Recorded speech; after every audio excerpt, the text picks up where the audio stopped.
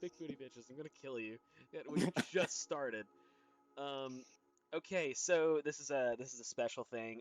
So in light of again to date this thing for future us listening to this, we're playing some D&D, and the coronavirus, as it has done with pretty much everything in our lives, has just pretty much ruined our everything. And don't you dare cough. That's not even funny. Um, Really, coronavirus has been great for my finances, though. I got stonks. Oh yeah, like no doubt. Like it's nice to like not have to pay for shit as much as I usually do, but I'm not getting paid either, so whatever. But it's made getting together for D&D online ironically pretty difficult. Um, so I don't know, man. So anyway, because Mark hasn't been able to join us because of just complications in his life and everything, we decided, let's just fuck it. Let's go ahead and do our thing with let's just do like a little side thing.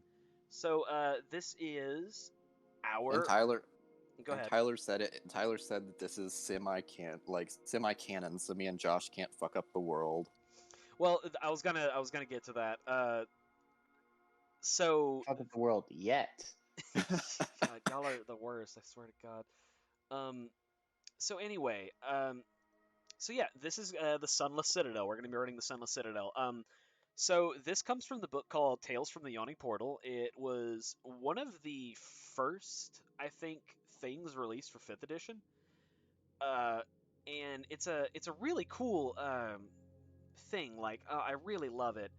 It's basically a collection of old um, modules from previous D&D editions. Oh, It's got like, for example, Sunless Citadel is from 2000. It was made for third edition. It's got like Tyler what? Tyler gets mad at us, and then he sends us down into a dungeon, and suddenly we're playing Tomb of Horrors. You joke, but Tomb of Horrors is chapter 7 in this book.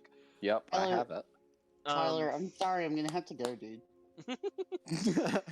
so My favorite D&D group is streaming right now. aw, I'm trying to get that And fucking I don't know what I'm gonna do with 3 days of D&D now: Monday, Tuesday, and Wednesday. dude. That's my dream though, is just playing 3 days. But anyway, For real. Yeah. yeah, thank God, this is gonna be so nice. So anyway, what I'm trying to say here is, um, we've got yeah, it's got the Sunless Citadel and Forge of Fury, which are some old school 2000s modules, which are really cool. There's stuff like Are these are 3.5, right? some of them are. There's stuff like yeah, Well, I mean this one. no, I Sunless know some of Citadel them are. was like third, like not 3.5, like Oh, 3. Like it came out in the gotcha. year 2000, so Okay, gotcha. it was like kind of one of those things. I cannot remember for the life of me how to get rid of one of my extensions, because like we're gonna have Kaja's stats in a game that Kaja doesn't even exist in. Okay, there we go. I'll just trash that because it was bad anyway. Anyway, so yeah, it's got like Hidden Shrine of a Tamaukan or Tamakan or however you pronounce that, which is like a adventure from the 70s. Uh, it's all over the place. Tomb of Horrors was one of Gygax. That's like Gygax's original Funhouse dungeon. So it's a really wonderful book. And this the Sunless Citadel was my very first introduction to Fifth Edition Dungeons and Dragons, and so that's why I'm very excited to play it for you guys today. Um, so with that being said, I want to always open it up with a every one of these adventures has a little blurb at the beginning of it, and I want to start each one of them if we get to subsequent ones with the little blurb that comes from the I beginning. love the blurb. Yeah, the blurb is really good. So, well, not the copyright blurb. Those are usually funny, yes, but not Those that. are also good, but Blurb is the word. Shut up. blah blah blah blurbs. So anyway, I like this guy. yeah, no. Brandon can meme with the best of them.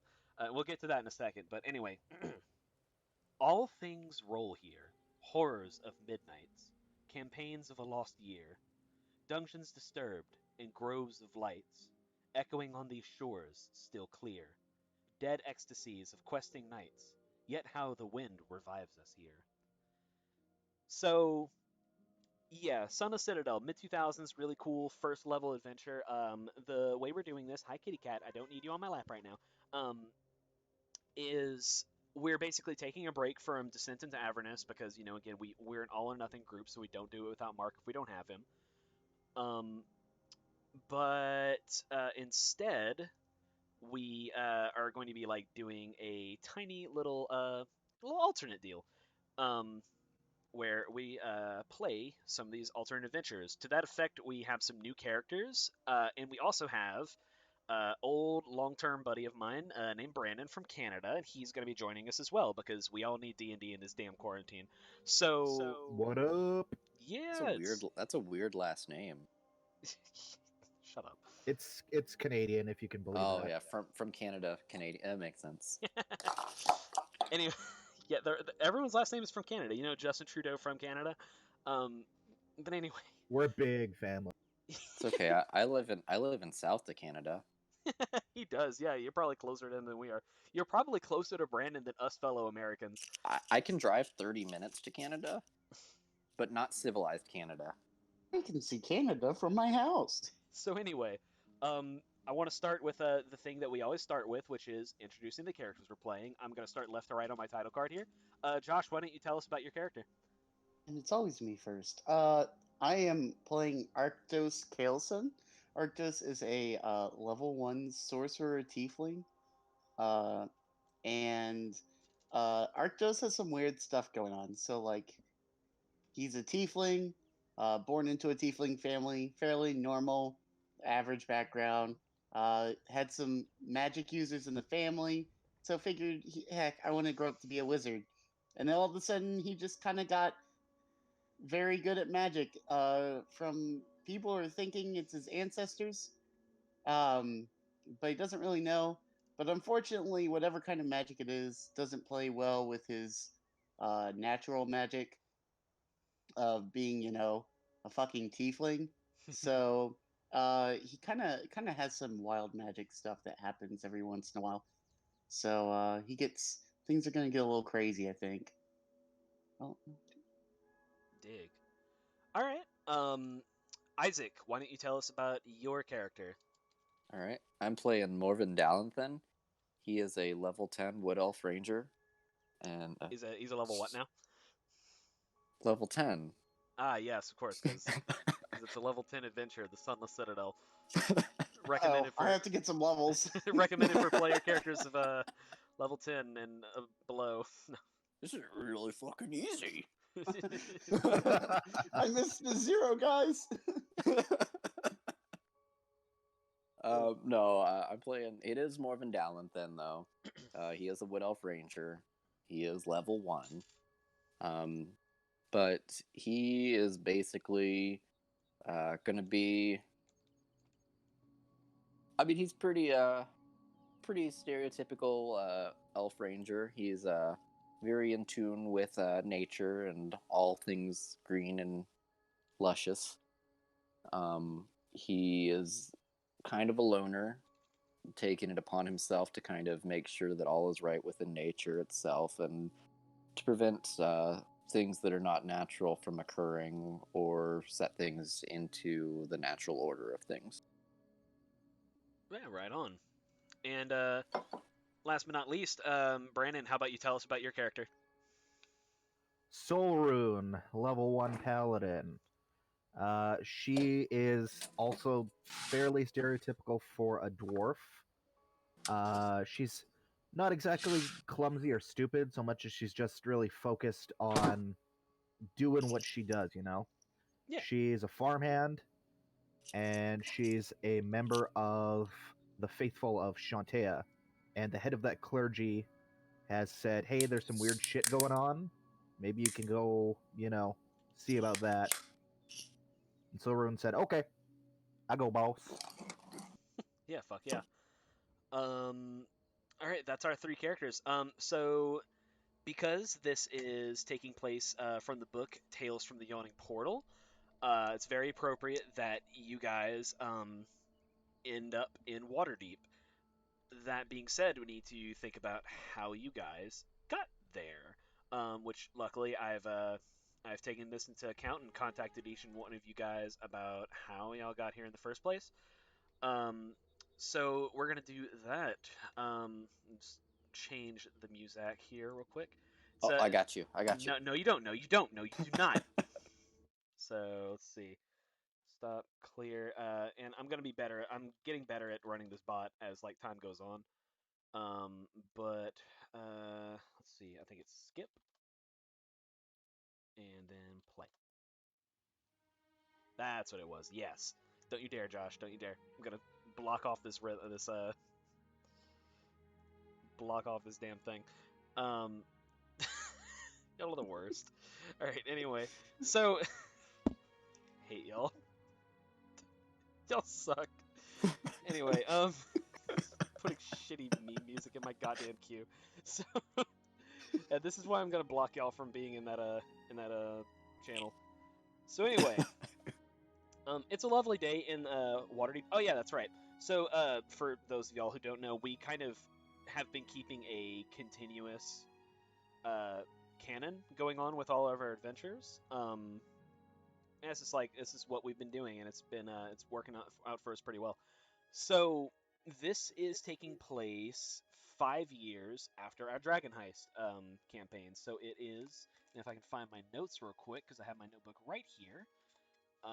It is the year 1502. 1502 Dale Reckoning. So 5 years after Dragon Heist, 10 years after Candlestick and Germong's ascension to the title of God of Lies. Waterdeep is doing super great right now that they've established trade with Luskan, following Luskan's admission into the Lord's Alliance. So they're beginning like lots of sea trade and everything. There's been lots of goodwill and cooperation between them, at the expense of some of Neverwinter's once illustrious, untouchable reputation in the realms being actually kind of tarnished, thanks to the uncovered actions of Lord Daggelt Neverember, who was discovered to have been embezzling during his time as Lord of Waterdeep instead. So it's a time of change, but it's a time of prosperous change, and so the adventuring business is booming right now. To that end, we'll start off with left to right, as always, so that Josh had to go first. Josh will go first again. Or you know what? Let's do our first roll of the game. Everyone, roll me initiative real quick. Oh no, here we go. It's rigged. I'm the Dex character. Fucking rigged. You can roll a flat d20 then if y'all want. I As crit always, anyway. As I crit. always, my negative dex mod is such a boon. I have 0. So I'm going on. I got a 14. So I rolled a 24. All right, so I guess we'll start with Morven then. So, all right, Morven. So as we discussed, Morven is a warden of nature. Back in his pastimes, he had like a bit of a conflict with a let's call them like an eco-terrorist of a family member, which exposed him to some of like the nastier interpretations of how nature could affect the world. And ever since, Morven has been traveling Faerun looking for instances similar to this so he could stop them before they begin. And so you heard rumors of these dastardly magical apples. You've heard tales of some that are of a brilliant red hue, perfectly red and beautiful, the picturesque apple, like straight out of a children's storybook, that are said to cure anyone who takes a bite from them. Conversely, you've also heard tales of magical white apples, white as death, that are said to have, whereas the red apples give life, the white apples take the same. And this sounds like some fuck shit to you, like some magic apples don't groove with like your whole nature mojo, so you decided to investigate it, and your investigations led you to reluctantly entering Waterdeep to speak to, on the recommendation of a friend, speak to the tavern keeper of the Yawning Portal Inn, Durnan, the stone-faced proprietor who's been there for centuries, because he is pretty much the locus of most adventuring knowledge in the town. Let's see here. Arctos. I'm just gonna call you Arc mostly. If that's cool. Yeah, it's fine. Cool. I like Arc. That's fun. Arctos. So you have been itching for a for a way to control your magic for some time now. You've it previously wasn't like that big of a deal back at your home institution of learning, your magical institute, where you've even like made kind of a name for yourself as a magical professor, if I recall correctly. Um, but it's starting to become a problem that you're really wanting to solve. You really want to be able to control your magic better. Yeah, you blow up a couple students and they get a little upset with you. Yeah, you're never gonna get a. Oh shoot, what's that? It starts with a T. Help me, Tenure? please. Tenure. You're never gonna get Tenure? tenure if you keep on blowing up students. Yes. Those students and their need for a safe space. Shut up. Um, so anyway, yeah. So at the recommendation of one of your old professors, they led you to go seek out an old colleague of theirs, a cleric of Mistra, the goddess of magic, whose name is Zahir Al-Kandari, who was known to reside in Waterdeep. However, it's been a very long time since your professor has spoken with Zahir, and not exactly sure where he ended up in Waterdeep. So he directed you to the Yawning Portal, where you could speak with Durnan, the stone-faced barkeeper who knows pretty much everyone in town, and Solrun. So the head of your clergy, I forget what I forget what the leader of a Temple of Shantea is called. I think they're like a Hearth Warden or something like that, but it's like some kind of like, I'm sure there's some wonky title. oh, it's some kind of like, oh, we grow things and we like the nature and stuff kind of title. Farming, farming, farming. Um, so anyway, they have encountered rumors of foul white apples that are said to have sapped the strength of those who've consumed them or even handled them. And this doesn't sit well with Shantea, the goddess of the harvest and everything, who respects nature's majesty and respects the gifts that Mother Earth gives us without perversion. And so, to this effect, you as a volunteer, have been given your first assignment, which is go find these apples, head to Waterdeep, see if you can track down like points of sale, because it said that they've been peddled and sold as like magical curiosities, and yeah, and you've been told basically if you can find out where these things are coming from, go there and put a stop to it. I'm literally just a hick, but I'll do my best. Yeah, right on. So you guys all get to the yawning portal at roughly the same time. You guys don't like walk through the door at the exact same time. That'd be crazy. But um, We all struggle to fit in at the same time. Like we're all going through the same doorway at the same exact time. This is awkward. so yeah, you guys enter the yawning portal. It's it's happy hour. It's going a little. It's bumping, man, and it's it's always full of like adventures and everything. It's a very popular adventure haunt. Um, and those not native to Waterdeep would be surprised to see in the middle of the tavern is just this giant hole in the middle of the place. Um, yeah, sorry. Yeah, it's a giant well, uh, like a town well that you draw water from, except like 10 times the circumference. Uh, so this is the biggest feature of that, besides like the myriad patrons and everything. And at the bar are three stools in front of a stony-faced, black-haired, middle-aged looking, kind of like on the bad end of middle-aged old man. And he looks like he's polishing a glass, and he's passing out orders and giving some of them to his half-orc employee off on the side, who's doing much of the same.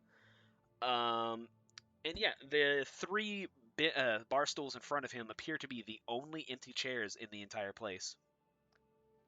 What do you do? I will attempt to climb one. So you're like 3.5 feet, right? Three 311. Yeah. So yeah, it's super. It's like you kind of have to like treat it like kind of like a step stool, I guess. But no, you can totally make it. It's Waterdeep being the metropolitan area it is. It's pretty easy to function as like one of the shorter races. So yeah, you're able to hop up on that sucker, no problem.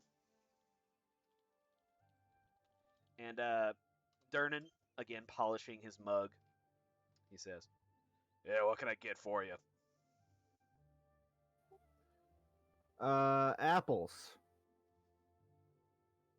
And he puts the mug down, and he grabs a glass cup, and he proceeds to the back, and he pours you a cup of apple cider, and then he pushes out in front of you and says, 5 coppers. I'll take a drink and I'll pay him that, and I'll take a sip and I'll say, "Yeah, this is good." I was looking for white apples though. What do you mean, white apples? It's, apples are red or yellow or green sometimes, I guess. Nope, there's some freaky white ones have been popping up. They apparently hurt people and stuff. Huh. Morven, it's about this time whenever you're walking up to the bar, I would presume. I don't want to like say anything to you. Yeah, that's fair. But yeah, you overhear this dwarf in whatever she's wearing. I'm not sure. Tell me what Solrin looks like. I know she's like a brunette, but like how's she geared up? Let's see. She's got kind of like a brown, shitty traveling cloak over some somewhat ill-fitting chainmail. Got you. She also has just a bunch of farm equipment like strapped to her. She's got a scythe on her back, a sickle at her side, and a whip at her side. Got you. Yeah, so you walk to this very earthen dwarf over here, and you hear her mention a white apple. What do you do?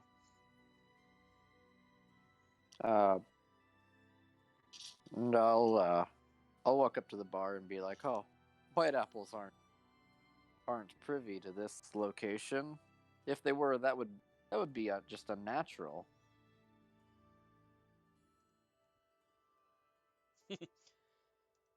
Well, they're coming from somewhere. I guess I would be interested to see these white apples.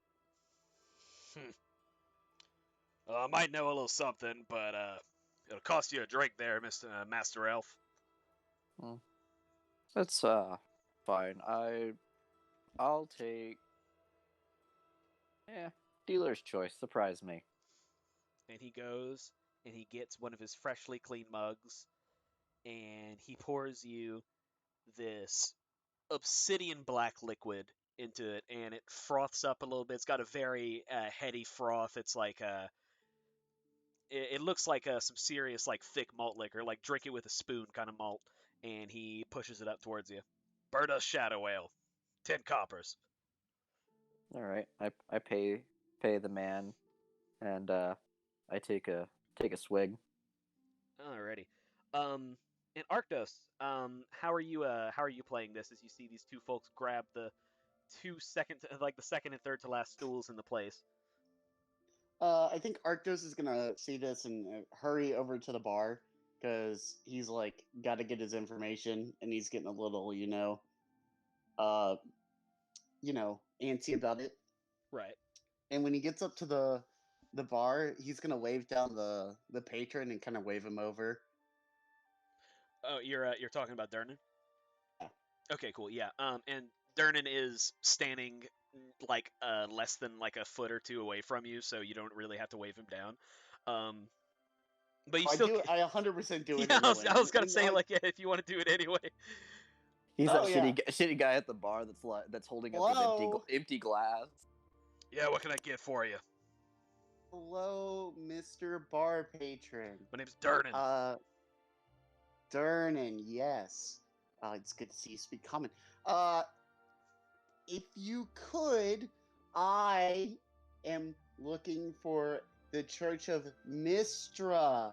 Mistra, and he's gonna start doing like sparkly symbols over his head, and like kind of like almost like a rainbow symbol. He's like, "Do you know Mistra?" And he stares at you, stone-faced, continues to polish a mug, which seems to be like his constant state of action. And he says, "Information ain't free. What are you drinking?" Well, I don't often drink over the college, for a tiefling like myself. one second. And he goes and he gets a glass goblet and brings it over to one of the wine bottles that he has in a little rack in the back, and he pours you a little glass of this shimmering ruby red wine and pushes it over to you, and he says, Elminster's Choice, 10 silver pieces. Arctos just like, "Whew, prices are steep in Waterdeep. Goodness." He's gonna push it across the table. Be like, "Thank you. Now, Mistra." Well, we get to these customers first. Oh, by the way, I'm gonna ready an action. Okay. Whenever Arctos goes to take a drink, I'm going to like whip my elbows out like chicken style and knock the drink out of his. Oh my god. So we'll get to that in a second.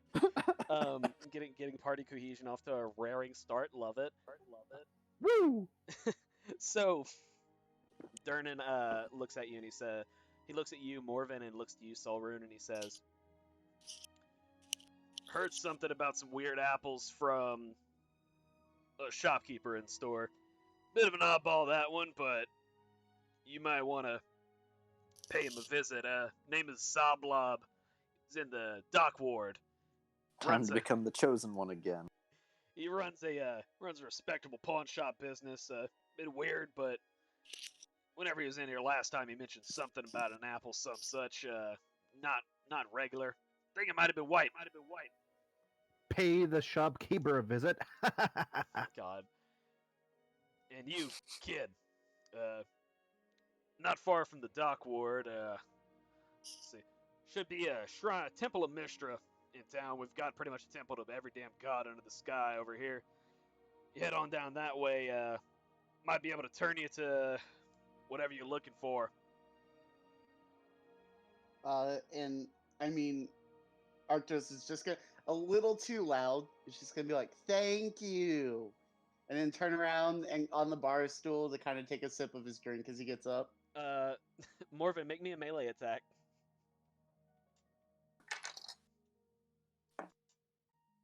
That's not great. That is a 6. Yeah, that doesn't beat Arctos' AC, his marvelous AC. So it's just like a tap on the shoulder instead. Hey, man.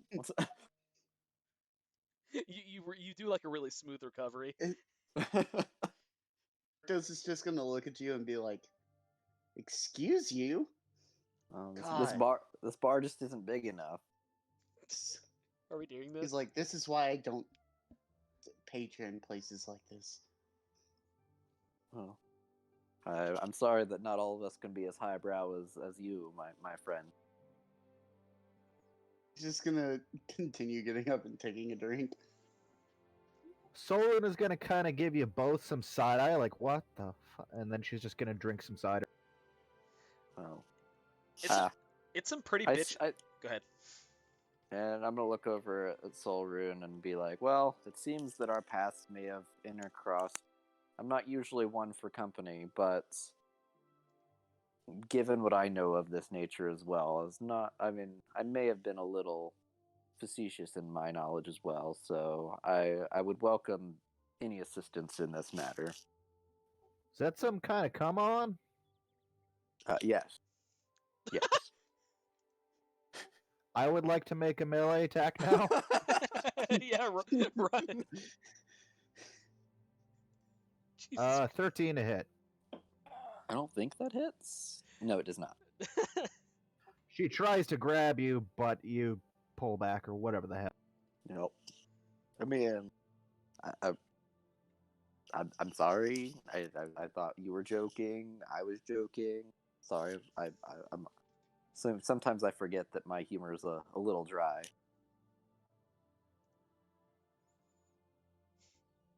But no, if you want help, I need help. I help you, you help me. Oh, that's what you're yammering about. Okay, yeah. That makes sense. Please tell me that everyone here has this like very average intelligence, because that would make me so happy. No, I'm straight up got a 10. It's only a 12, so Mine's an 8.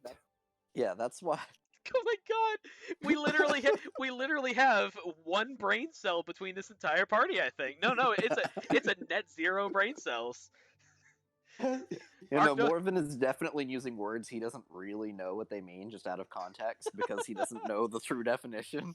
Arctos is going to take Excellent. another sip of his drink and be like, "Ooh, I think I'm starting to feel it. I'm Oh, feeling a little flush." how splendiferous.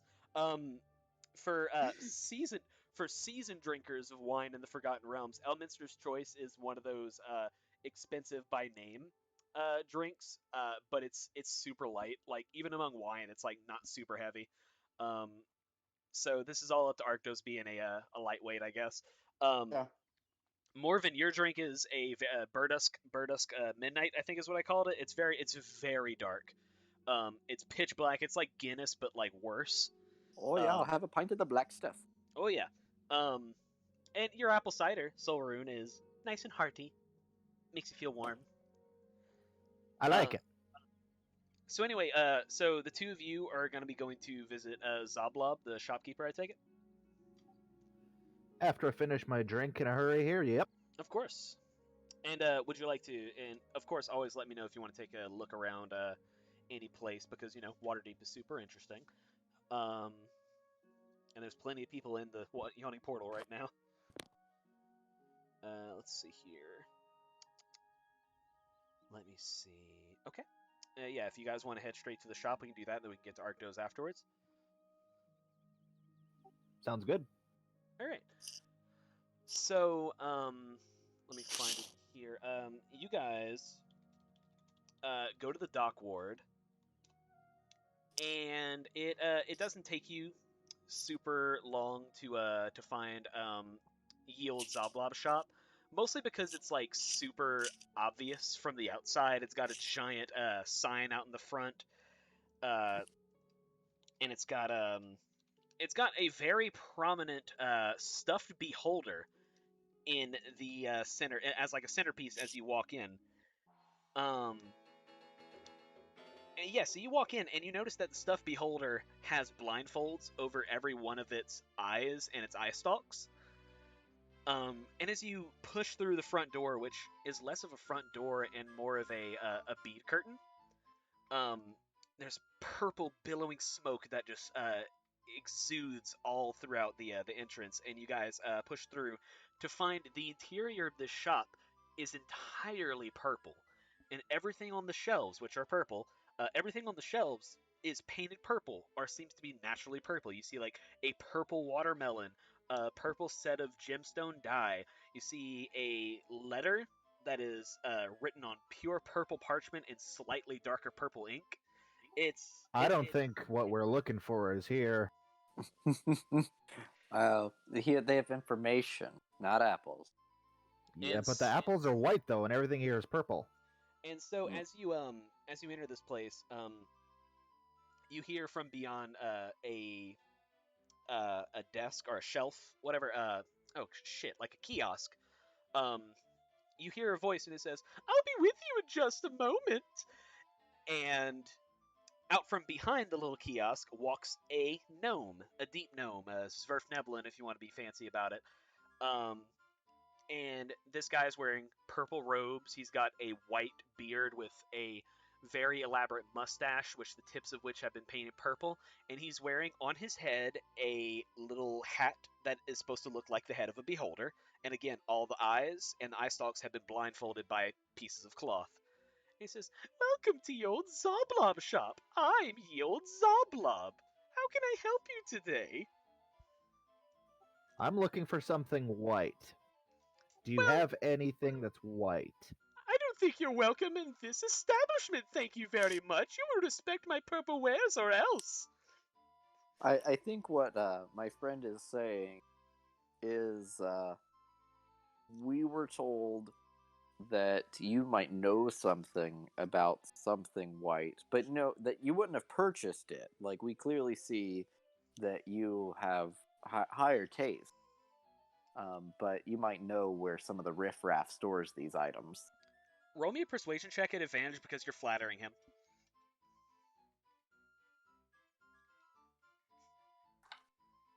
Okay, persuasion. I'm actually not good at this for once. Oh, yeah, that's right. 17. 17. And Zoblob reaches up and he twists one of the curly ends of his mustache. He's like, well, much to my great shame, allow me. And he walks back behind his kiosk, and he walks back out with a purple. It's a small safe, like a wrought iron safe, but it's like a desk safe, so it's carryable in two hands. And he sticks a little key into it, a purple key into the purple safe, and he pops it out. And he holds the closed end of it towards himself, and he's like, "Now it is common courtesy to pay the house for good word." Oh no, but of course. Here's a gold piece. Oh, excellent, wonderful, yes. And he takes it with his free hand, he bites it, and he puts it in his pocket. Now this was to be my greatest challenge. And he turns it around, and sitting on this plush little pillow inside the safe is a perfectly round white apple.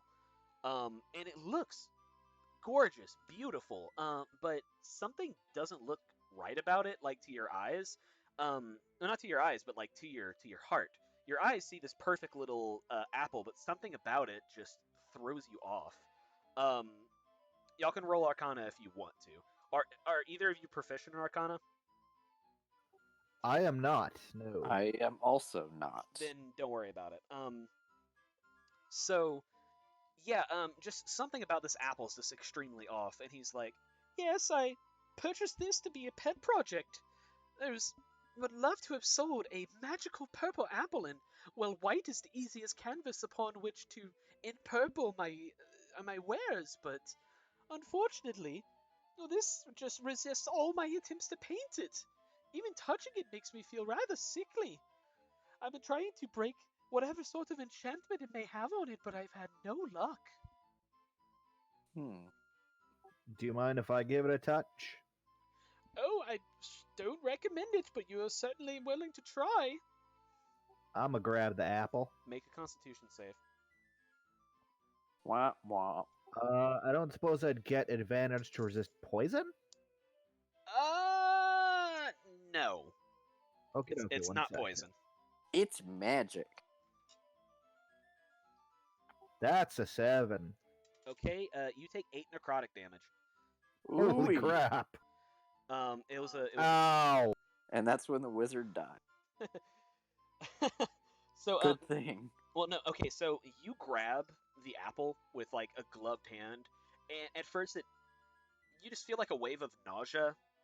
You don't feel great, but it's like not the worst thing. And then all of a sudden you try to pull your hand away, and you get the strongest feeling that can only be described as you feel like you were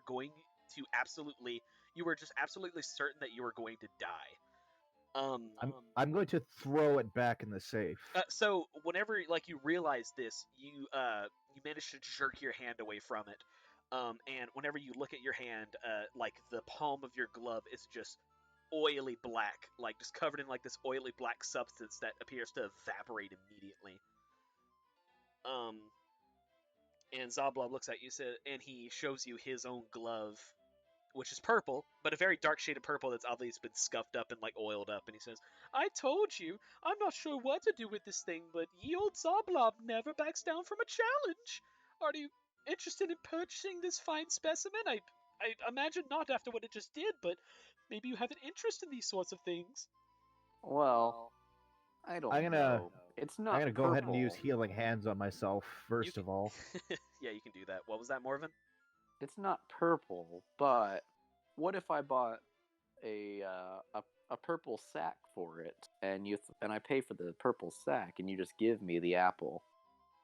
I strongly recommend carrying it in something that's made of metal, but I suppose. Well, I mean something that would hold it, I guess. Whatever is purple enough for the job.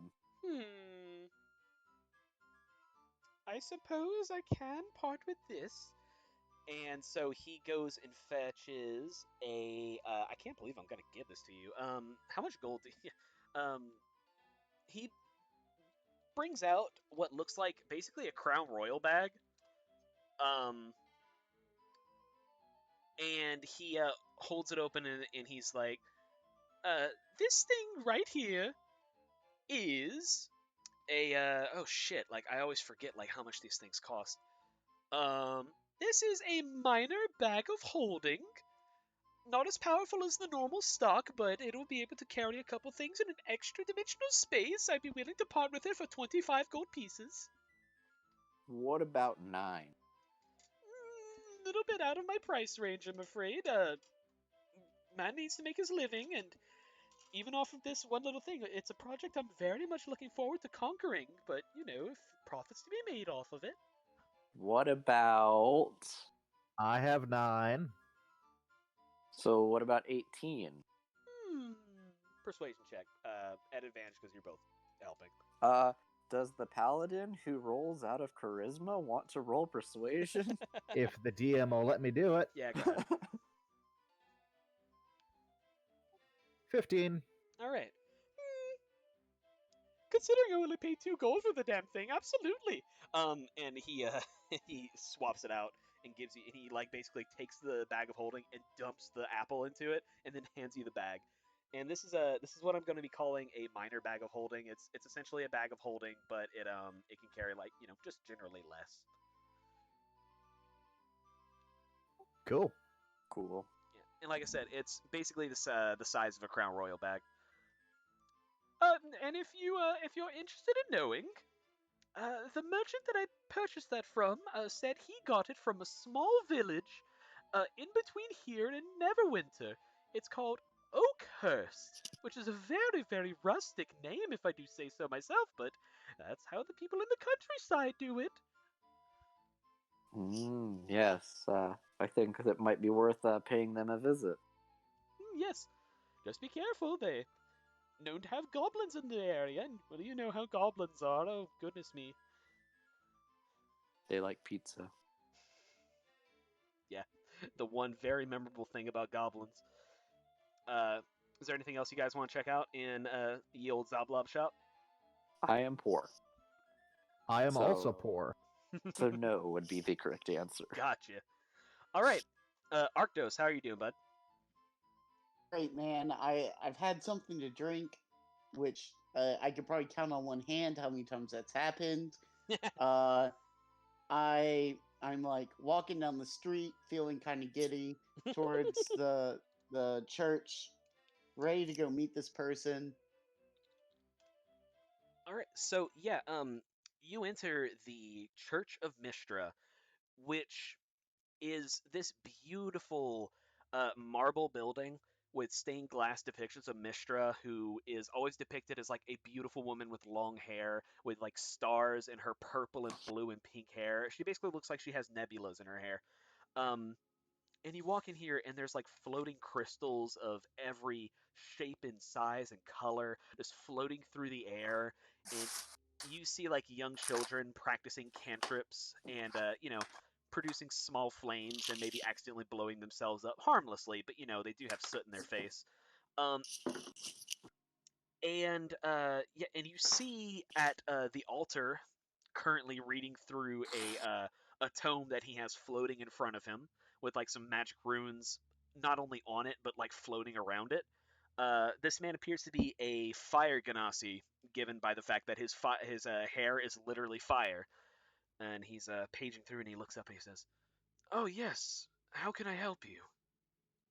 Hi, yes, I I'm from out of town, and I was wondering. I've been sent on a mission, you see, to learn something.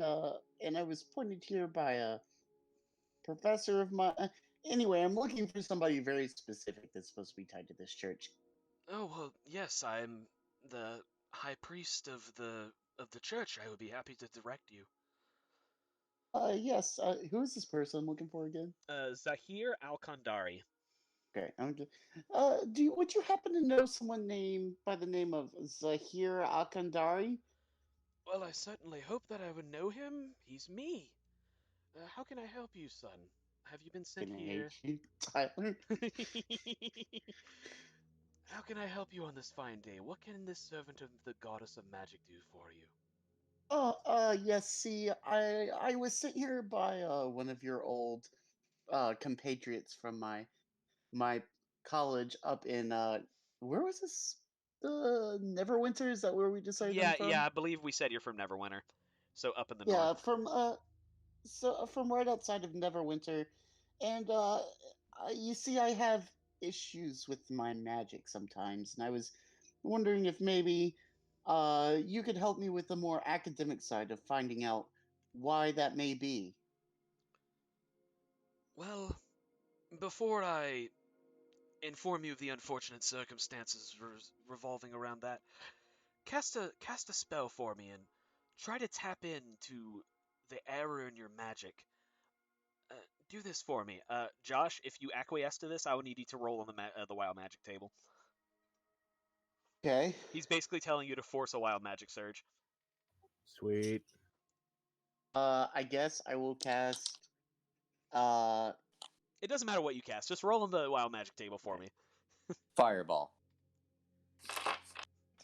I rolled a 99. I regain all expended sorcery points. Awesome. Good. Just in time. Oh, I cast magic missile on like a potted plant over in the corner, and Okay. immediately just like So, I feel spell. great. I'm like snapping my fingers, like trying to figure out like.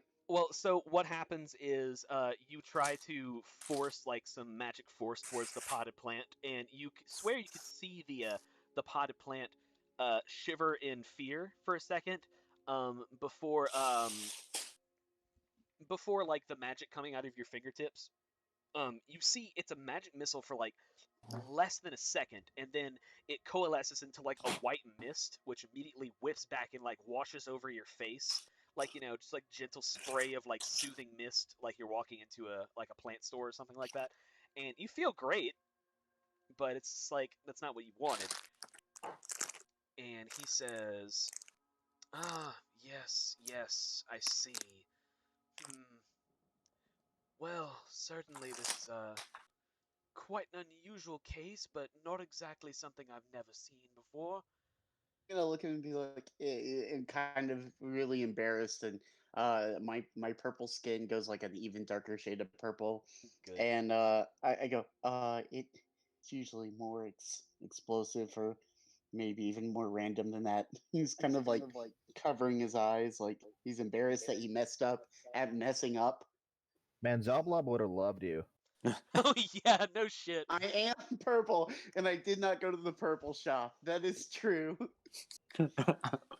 Well, my dear boy, I would be happy to give you the information that I am able to give you, but I'm afraid that, well, I must be quite selfish of you. It's quite evident that you have strong magical prowess and your fleet of youth, as it were, and I have need of both at the moment.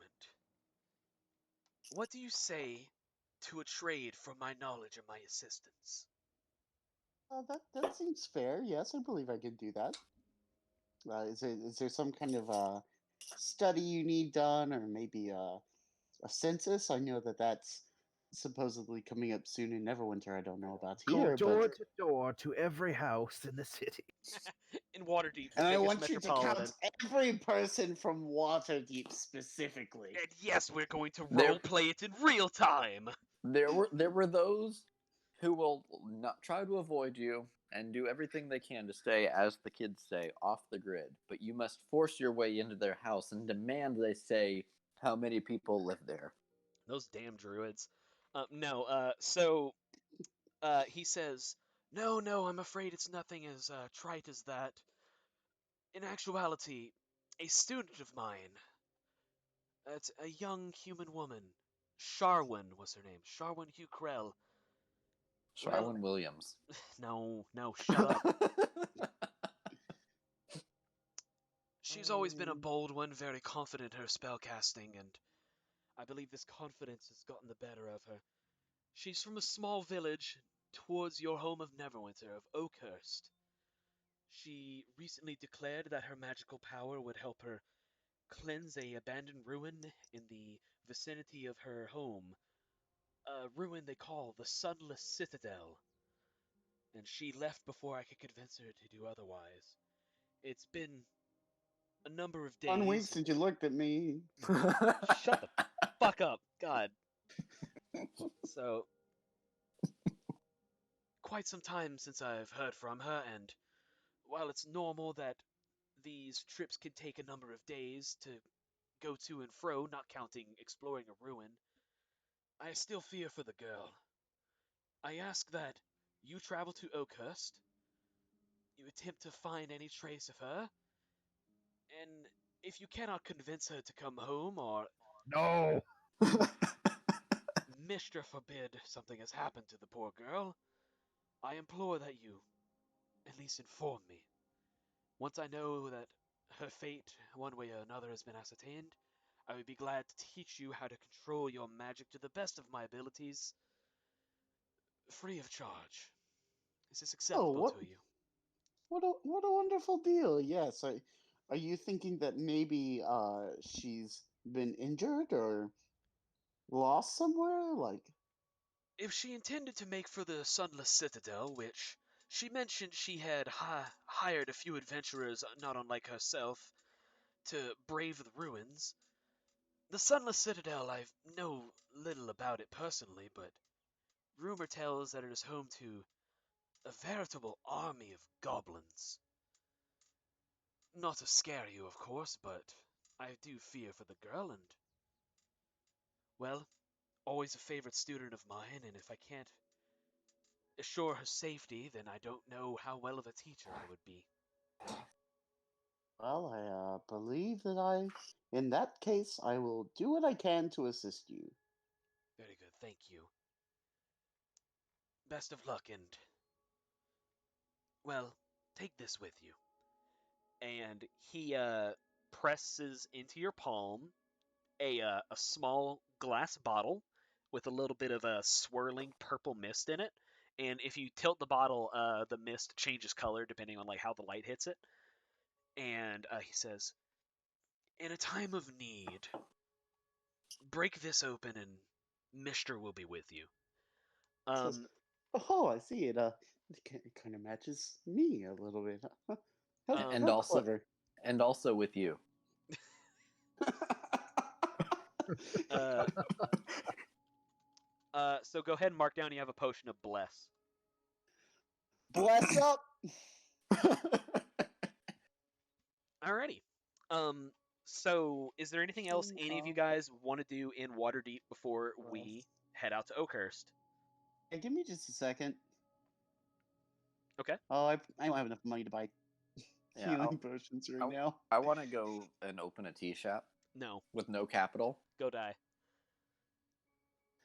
You're immediately run out of business by the wildly successful Troll Skull Fair, which, by the way, is booming right now because it's midsummer.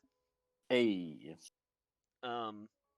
Yeah, so like if you guys like walk past Troll Skull Alley, which originally was like a shitty rundown alley, but now it's like a huge carnival like location. It's great and everyone loves Rush and he's cool. Just hear Yeah, pretty much. no, he just plays YYZ on loop. um you're pandering to the Canadian, I see. I see a man of culture. Working.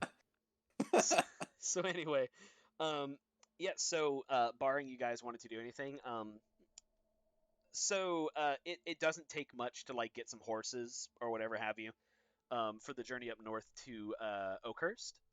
And Morven, it's around the time you and Solrune are getting ready to depart through the gates that a purple tiefling lad that you recall from the bar strides up with a horse of his own, I would assume, unless he wants to like take a carriage or some shit. I probably have a horse. Okay.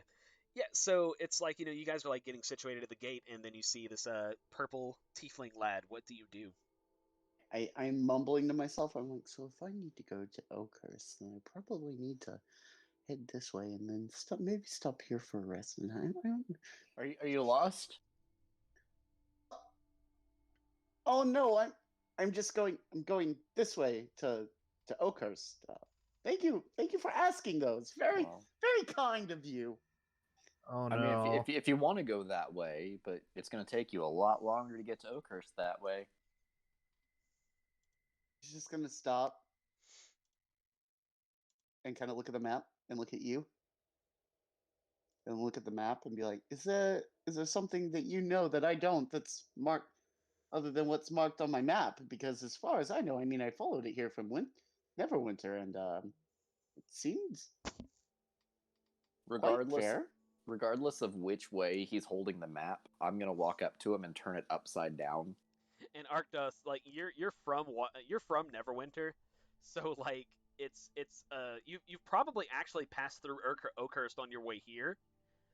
Or maybe not. It runs off the old road, so it's like not necessarily like a necessity, but but it is like a probability that you went through there. It's probably cheaper, um, unless you're scared of bandits.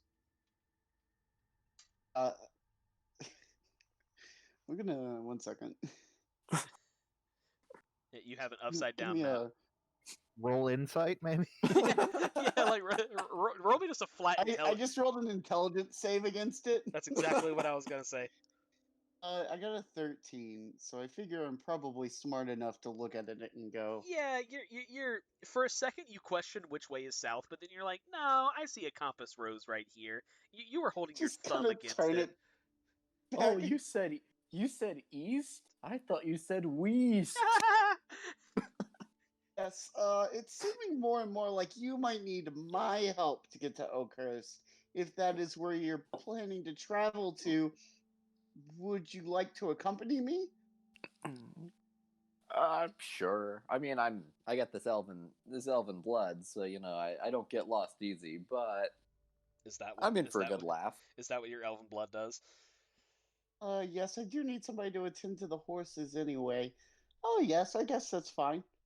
And what of your and he's gonna look at the look at Soren and be like, your compatriot there. Solon is gonna look between the two and say, "No, no, no. If anyone's looking after these horses, it's gonna be me. I don't think you guys know anything about horses." 'Tis fair, I did not study much horsemanship in the Yeah, I mean, Mages if College. if you want to do it, be my guest. Yeah, I will. All right. So are you lads heading out to Oakhurst? Yeah. All right. So Oakhurst is from Waterdeep. It's about a week by horse. So What about by pony? by pony, I'd say the boost Probably in, closer to 7 days. the boost in stamina makes up for their lack of overall speed. So it's about See 7 ya, days. fuckers. No. So what I'm gonna What if they're highly motivated? so what I'm I gonna encourage my pony. what I'm gonna need each of you guys to do for me is make a survival check. I'm good at that. Doubt I am. 17. 17. You got a 10? Okay.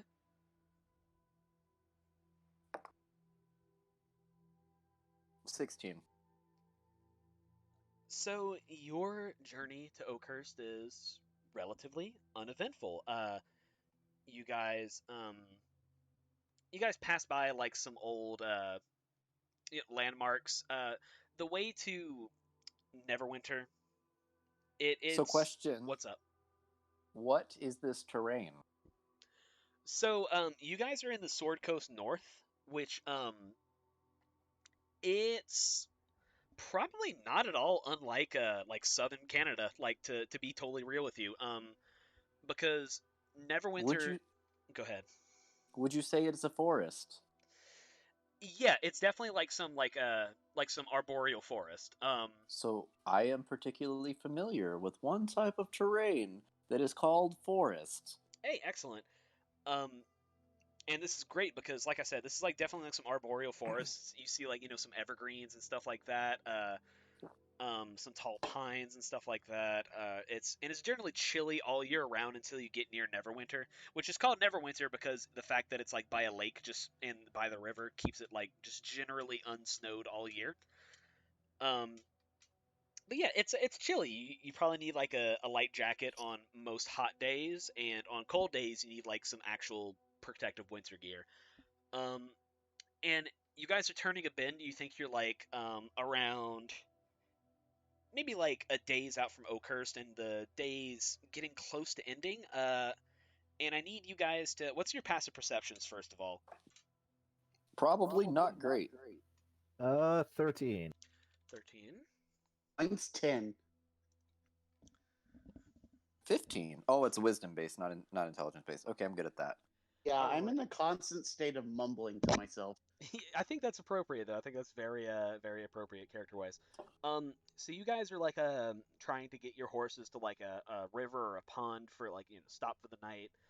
You've been traveling together for about 6 days now, and how have you guys been getting along? Do you think while I'm looking up stuff for this? I feel like Arctos is pretty condescending but fair.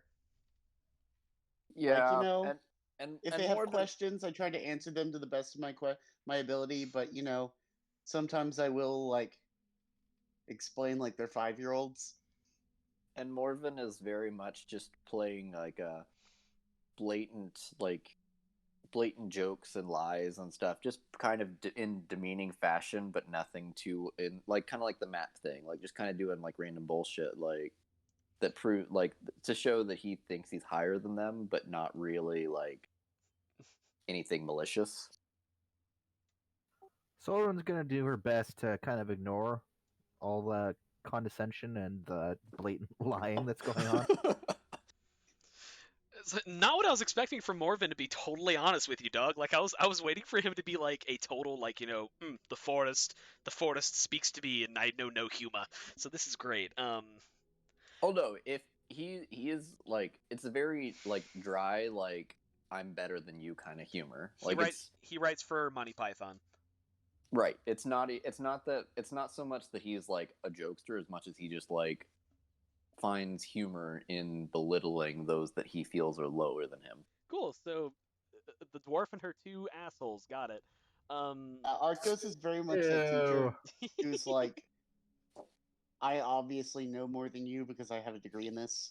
So like, or I have a degree at all, so I obviously yeah. know more than you. Like, I have work experience though. yeah. Yeah, and in this economy, man. Who's getting the job, fucker?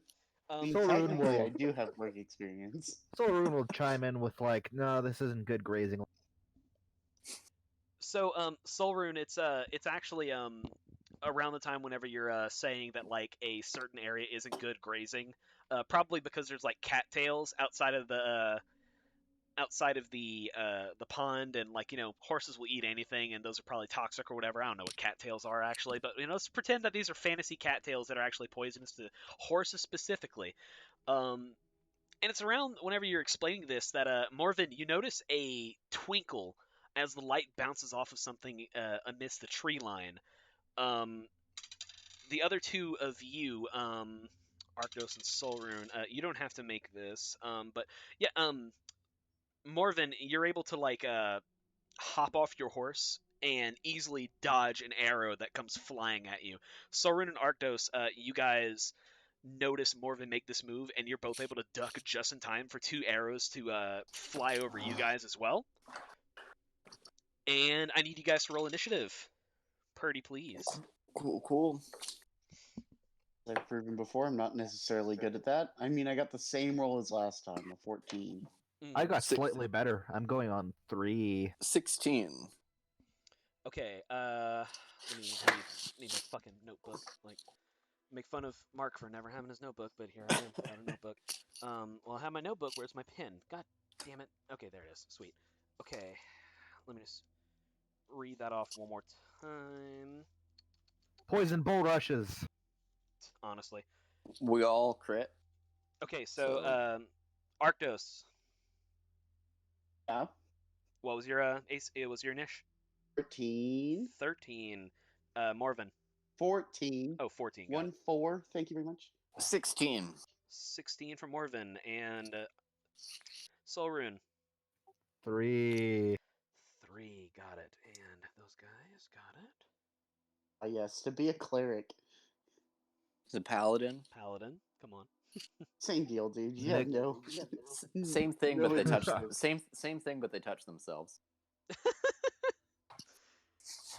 Jesus. Probably hit harder, honestly. Let's see. Just trying to get something going here. That's not very good. How about? Fuck it. I'm trying to think. Have any of us played a paladin in this group? I have. I played a. Oh yeah, you played Dragon Boy. Yeah. I played an Oath of. It was Oath of Conquest. Yeah, I think that's right. Shit. I forgot every fantasy game that I've ever played in my entire life up until now. It was like, Battle. Dragon Age Dragon Age music. I don't know. Origins. Oh, I got you. Identity That's fine. 2. No, I refuse. I'll take that. That'll work perfectly. Cha cha cha cha cha cha cha. Charmin. Oh my god. Oh. Exclamation point! Play Freddy the Fish combat music. It's twice Freddy the Fish has come up in our group talks in a week, and I'm starting to get worried about us. Look, man, they were good games. And that really fucked up scene where Luther gets eaten has stuck with me.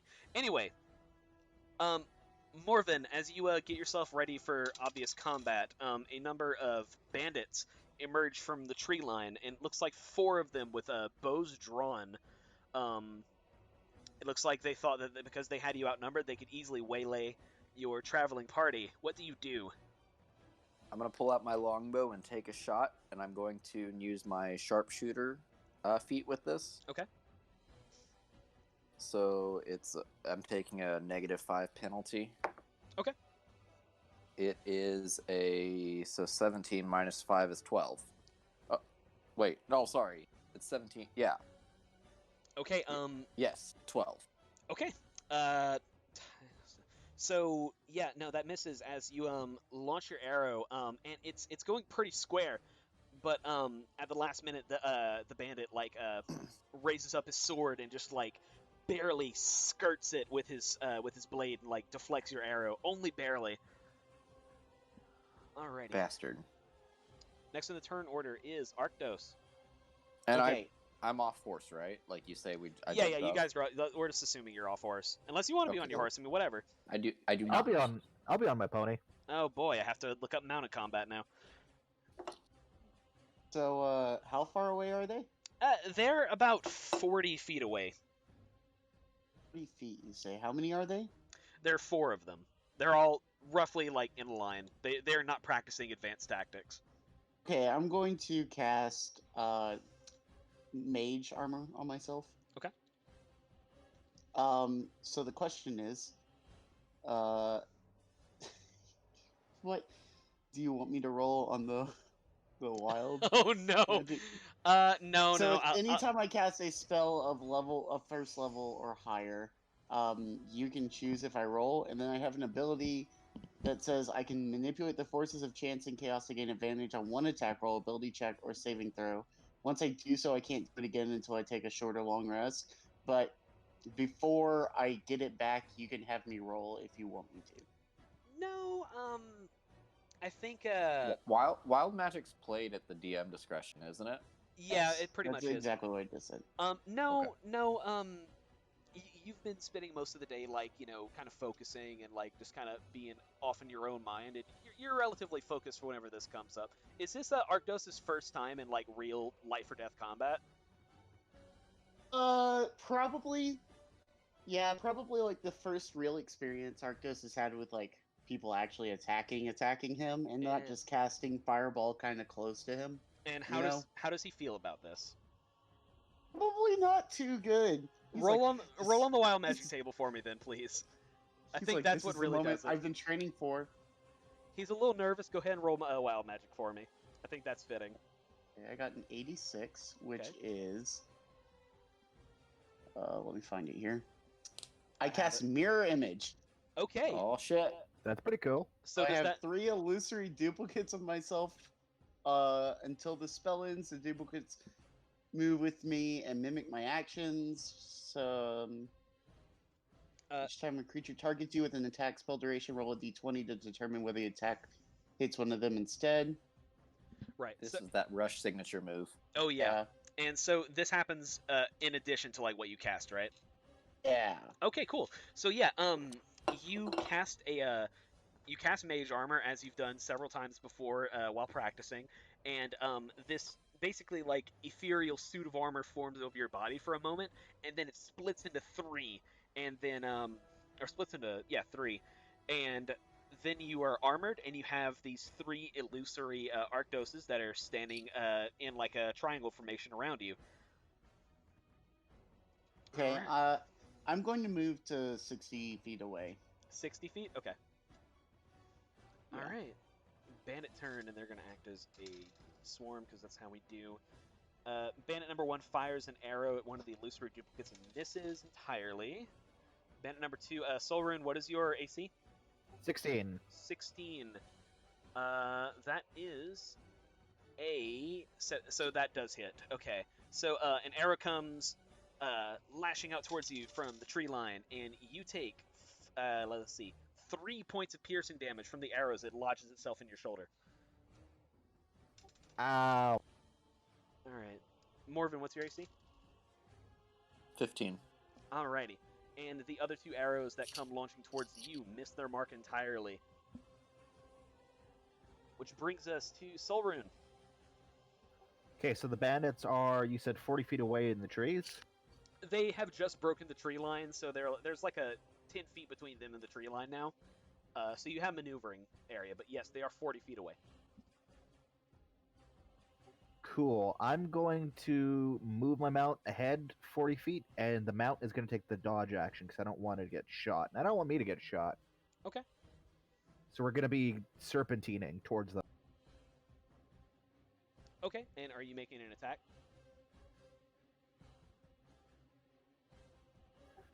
Yeah. Yeah. You know what? If I can close on them, I'm actually going to jump off the horse and attempt to grapple on one of the bandits. Okay, I like it. So you're gonna like leap off and use the momentum to grapple. Exactly. I'm going to shout, stand down, and I'm going to jump one of these guys. Stop resisting. Yeah, make a grapple check, which I believe is an attack roll, and make that at advantage because you've got this good momentum behind you. 16 to grapple. Okay, yeah. You pommel this this human bandit, and even though you're like about half his height, no, you're like a little bit over half his height. You pin him down hard on the ground, and you've got him in like a headlock or like a full Nelson or what have you. Alrighty. That brings us back to Morven. What's your play? All right, I'm gonna do the same thing again. I'm gonna try the sharpshooter longbow. Okay. So let's see, 18 plus 6 minus 5. So that'd be plus 1. That is Technically, that's a lot easier to do that. Yeah, that is absolutely a hit. So 19. Yeah, that totally hits. Okay, so it's a D8. Okay, so the sharpshooter feat, if I take the -5, which I did, I get a plus 10. I get a plus 10 to damage. Yeah, it's fucking bonkers. Yeah, so 4 plus 4 is 8, plus 10 is 18 piercing damage. Oh yeah. So your trained elven eyes adjust to the action, and your arrow launches forward and just comically sticks its way into like the nasal bridge of one of these bandits and just juts out of the other side of his head, and he like just kind of gurgles for a bit and then plops right over. All right, first kill of the game, boys. Arctos. I am gonna cast Firebolt at one of them. Okay, roll to hit. A 22. Yeah, that definitely hits. Go ahead and roll damage. 8 fire damage. 8 fire damage. Okay. So these bandits are wearing like leather armor. So it's not the most flammable thing on planet Earth, but you strike this guy center mass and light some of the fur that's decorating his leather armor on fire, and he is like just trying to pat it out and everything, and he is now on fire. And also takes that 8 damage. Okay. So that bandit's gonna roll around on the ground. He's gonna drop to the ground prone and try to put himself out. Bandit number 2 is going to make a bow attack at Arctos. and he rolled a 21. Mirror image takes it, I suppose. What do I have to do for that again? Okay, I have to look.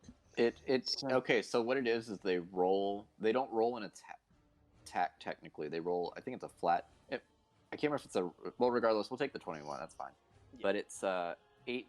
It's an 18 if there's 3 of them. I think Yeah, a let me see. 13 if there's 2, and Me see. Each time a creature targets you with an attack during the spell's duration, roll a d20 to determine whether they attack instead targets one of the duplicate. If you have 3 duplicates, you must roll a 6 or higher. 2 duplicates 8, and 1 duplicate must be an 11. So Oh, let so me roll a you d20. have to roll a d20. Got it. Yeah. Oh, you're right. I'm sorry. It's okay. I was rolled just a gonna make 13, up. so I was just gonna make up spells. It's fine. Yeah, so one of your illusory duplicates swishes around in like just enough time to take this arrow for you, and as the arrow launches into it, it just dissipates into midair. Okay. Oh. And Bandit, who's currently being strangled by Soul Rune, is going to try to make a break for it, and I drop my most important dice on the ground. So we're going to use my backup. So it doesn't do anything. All right, my turn. No, it's actually going to be a natural 20. Hacks. So first natural 20 of the game goes to the Bandits. Soul Rune, during your grappling contest with this bandit here, he manages to slip an arm free and basically backhands you and breaks free. Bastard. And you take just 1 bludgeoning damage. I feel like this is a healthy return for a natural 20. Alrighty. Soul Rune, it is your turn. This is also my first fight, and I'm not really keen to bring a bladed weapon to bear on these guys, but I'm gonna attempt to grapple again. On the Okay. same guy. So he knocks you off, and then you just go back at it. Okay, yeah, I can take I'm that. going for his legs. Okay, yeah, you're sweeping the leg, but with your arms. 18. 18, yeah, that does it. So after he knocks you off with that backhand, and he stands to his feet, you do a diving motion for his legs, and you knock him down again. Alrighty, so he's prone, so is his buddy that's currently on fire. Well, he's not really on fire anymore because he's just stopped, dropping, and rolling, as you should. Marvin. I'm gonna sharpshooter shoot at the one who is not on fire and not grappled. Okay, yeah, the one guy that's left standing. 13? Total? Yes, that does hit. Roll Yeah, damage. 13 after the Well, -5. actually, that's a guaranteed kill because of the +10. Yeah, no, you launch an arrow, and he turns around, trying to look at the situation with Soul Rune grappling the guy, and he turns just perfectly to where your arrow just skewers his throat, and he drops down dead. Arctos. I hold up 2 fingers at Arctos. Cool. I'm gonna just firebolt the guy rolling around on the ground again. Okay, yeah, and you can do that with advantage because he's prone. Okay, 19. Yeah, that definitely hits. Roll for damage. 3 fire damage this time. All right, and as he sits up after finally putting himself out, you launch a firebolt that just strikes him square in the face, and then he falls to the ground limp. I'm just gonna be like, ha ha! Last bandit is going to attempt to break Soul Rune's grip, and he does not succeed this time. You got him with a much better maneuver this time. And Soul Rune, it's your turn. Since I have the grappler feat, I'm now gonna roll to pin him. Oh my god! The 19. Oh yeah. So the one of Arctos's mirror images rolls up to it and slides on the ground and just taps 3 times on the ground. And yeah, no, you have this dude pinned and he's unable to basically resist you. What does pinning do? We are both restrained, and I have advantage on attacks against this guy, and he has disadvantage on attacks against me. Okay. I think that once you do this, he basically yeah, he basically gives up the ghost at this point. He's like, "Wait, Uncle, I give. Stop it." because he's very well aware that his friends are now totally dead. Yeah, I'm gonna shove his face in the dirt for good measure. And you just hear. I approach, like bow drawn, like don't you fucking move, kind of. And he holds up, while his face is still in the dirt, he holds up like one hand, very weakly.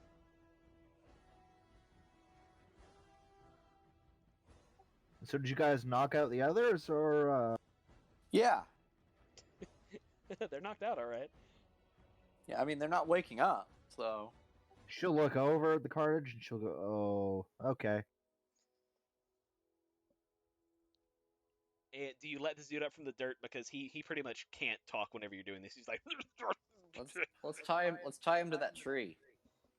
Yeah, I'm gonna tie him up and then we'll walk him over there and tie him up even better. yeah, absolutely. It's super easy to find a tree that serves your purposes to tie this guy up. And as you get him all tied up, you get a better look at him. He looks like he's like a roughly maybe 30-year-old human man, bald head, but like with a thick goatee. That clearly he's been cultivating during his time in the wilderness. And by cultivating, I mean like cultivating it very badly. It's pretty uneven. Cultivating a growing family of lice in his beard. Dude, you need to oil that shit. You need like to get like some brushes. So yeah. Anyway, he's like, I swear I'll go back home. I'm never going to raise another damn arrow again. Just please don't kill me. Who Well, sent first- you? First, I'm gonna wipe the blood off my lip from where he backhanded me, and then I'm gonna pay him back with a backhand to the face. Okay, yeah. Roll d4. Who does number 2 work for? 4. All right, he takes 4 bludgeoning damage, and you knock like a couple teeth loose. Indeed. I'm gonna look at them and be like, wait, no, wait.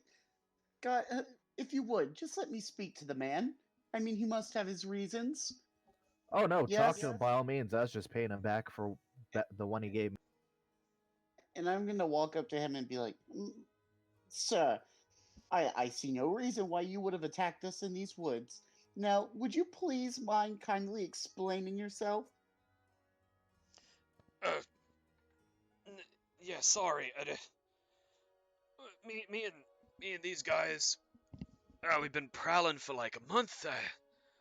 This fella paid us to harass traders and stop anyone we didn't see carrying out of the ordinary cargo. Supposed to. Do we look like traders? Or maybe like we're carrying some cargo? It's just us and our horses. We'll admit that you're out of our usual clientele. I see old Biff over there, and he points to the guy who's charred to death. He says, we thought you looked like easy marks, might have some coin on you, adventurers usually do. But, we picked the adventurers that knew what they were doing. So do you know the guy who hired you? No. Some guy, direction up in Oakhurst, where we're all from, kind of meager living out there, thought we'd do better taking to the roads. Strange fella, kept his hood up, but slender, tall, pretty sure he was an elf. Didn't give him a name, he just called himself the Outcast, he did. Disturbing. Well, could you tell us maybe, do you know where this outcast is based at? What motivates him? What drives him? Well, he approached us outside the old tavern out in Oakhurst, the old boar.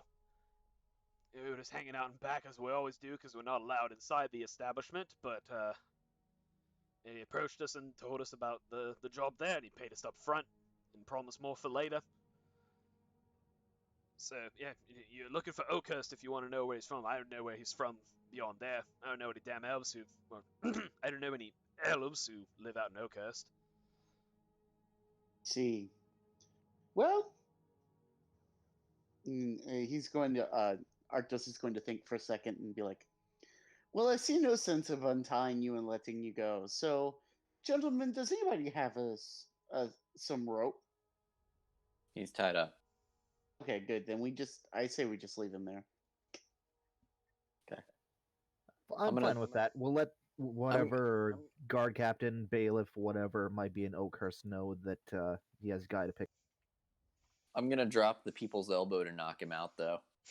Oh yeah, no, he's out like a light after that, Oh, brother. dangling from a tree.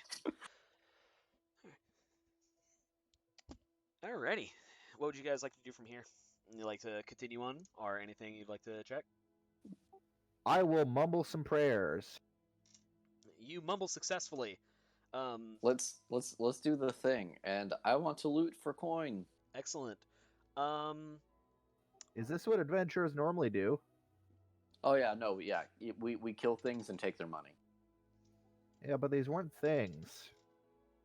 I mean, they have money. Yes, but I feel that unfortunately any quest is going to require us to have was so- some coin on us, and I don't know about you, ma'am, but I seem to have run through my coffers awful quickly in Waterdeep. The place is terribly expensive, apparently. And to be fair, it was self-defense. Yeah, you know what? Yeah, okay. I'll join in the looting. Okay. So the bandits look like they've actually recently made off with some goodies. And actually, as you guys like proceed further down the trail, you do see like the ruins of like a wagon not far away. And you guys are able to make out with 9 gold pieces total. Be nice. Oh, very good. We could split this. It's fine.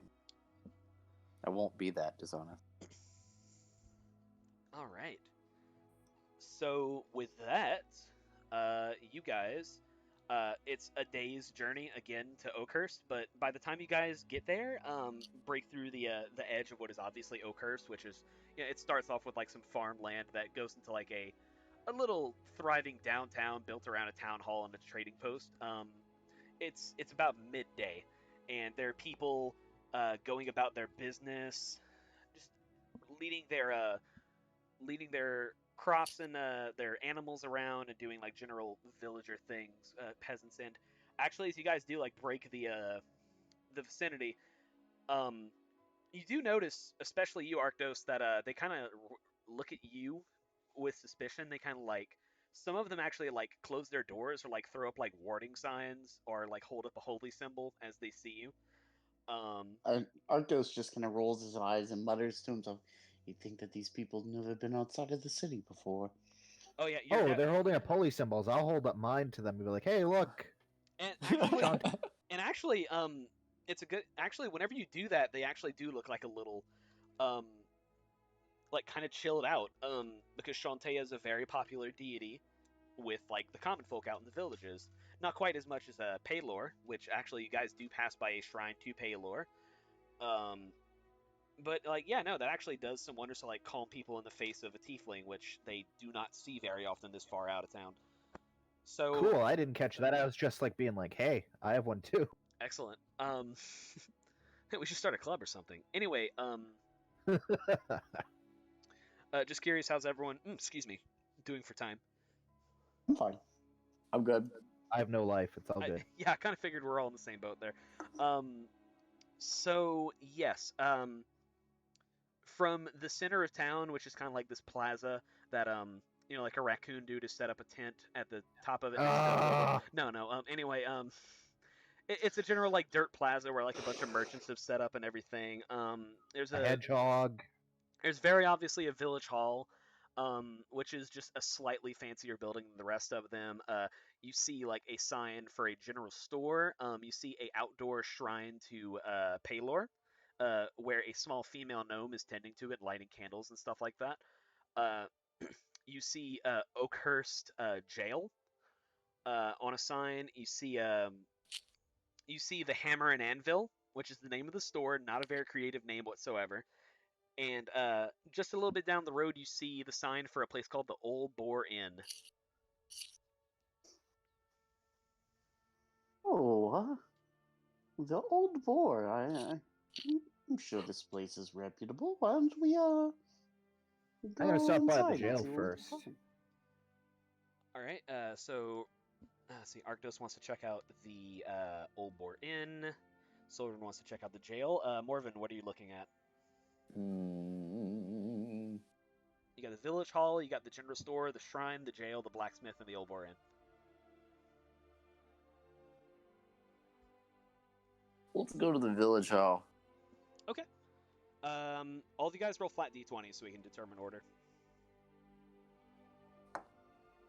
10. 11. 15. 15. All right, cool.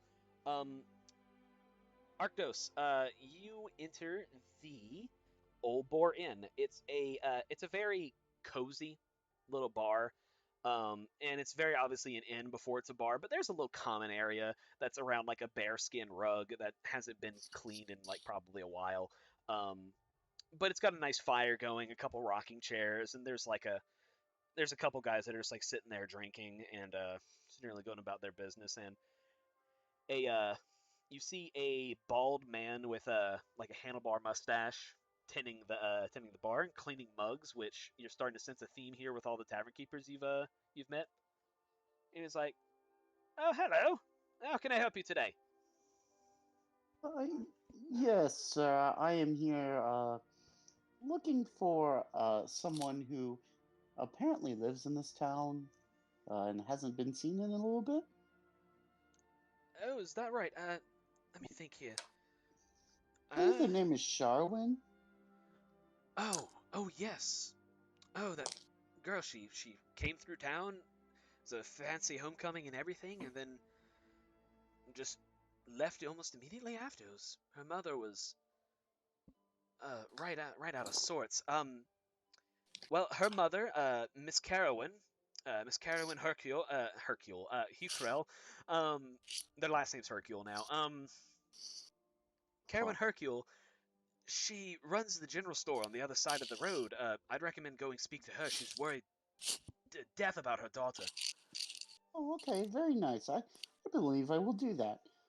Would you happen to have rooms available for, say, 3 guests? We've been on the road for about a week now, coming from Waterdeep, and I'm sure we'd all like a nice bed to sleep in. Oh yes, it's a silver piece a night for each of you. Good. Fantastic. And one last thing, and I'm gonna kind of lean in here and be like, we encountered some trouble on the road. You wouldn't happen to know something about a shady elf around here, would you? Isaac, what the fuck are you doing, bud? One just came into town, in fact. No. Well, I I don't was know. taking off my socks. I don't know why it was making so much noise. Well, I don't know about any elves in the general vicinity. They don't usually come down this far north. Although, well, I've run this inn for about 20 years, me and my wife, and well, I suppose there was that one time that a mysterious elf walked through. He was asking for directions to the old castle out in the ravine, about a few hours north of here. Didn't give me his name though. He just had some. I remember he had a frog, a very large frog, and well, he called himself the Outcast. Kept his hood up, but definitely an elf. Mm, travels with a frog, I see. Well, thank you for your time, sir. My my friends and I will be back soon to settle up with you about the rooms. Oh yes, of course. My name's Garen. Just tell me if you need any help. Thank you, Garen. I am Arctos. Yeah, Fancy Avenue. And you can tell that like the innkeeper's seen like more diverse people in his time, so he's not totally spooked by you. Alrighty. That brings us to Solrune. You said you wanted to go to the jail. Yeah. Okay. So the jail it's a stout little building. It's a couple rooms. It's not super huge. It's a little village jail. You know, they mostly use it to throw the town drunks in there after a rowdy night and let them go in the morning. Um, so it's like a couple of cells, and only one of them is currently occupied. And it's occupied by a very drunk little halfling just laying upside down on a like on a bedroll. And at the desk is a half elven woman. She looks at she's currently sitting in she's wearing chainmail, but it's like, you know, obviously like underneath for some actually better armor than that. And she's like a blonde lady. She's flipping through a book, and she places it down on the desk and leans forward as you enter. And, yes, can I help you? Howdy. I'd like to report some bandits. Oh, dreadful. They seem to have been. Have they hurt you? Have they hurt anyone in your company? Oh no. 3 or 4 of them are dead, and there's one tied up. Yeah, just about almost a day down the road. Oh, wonderful. And where did you find them?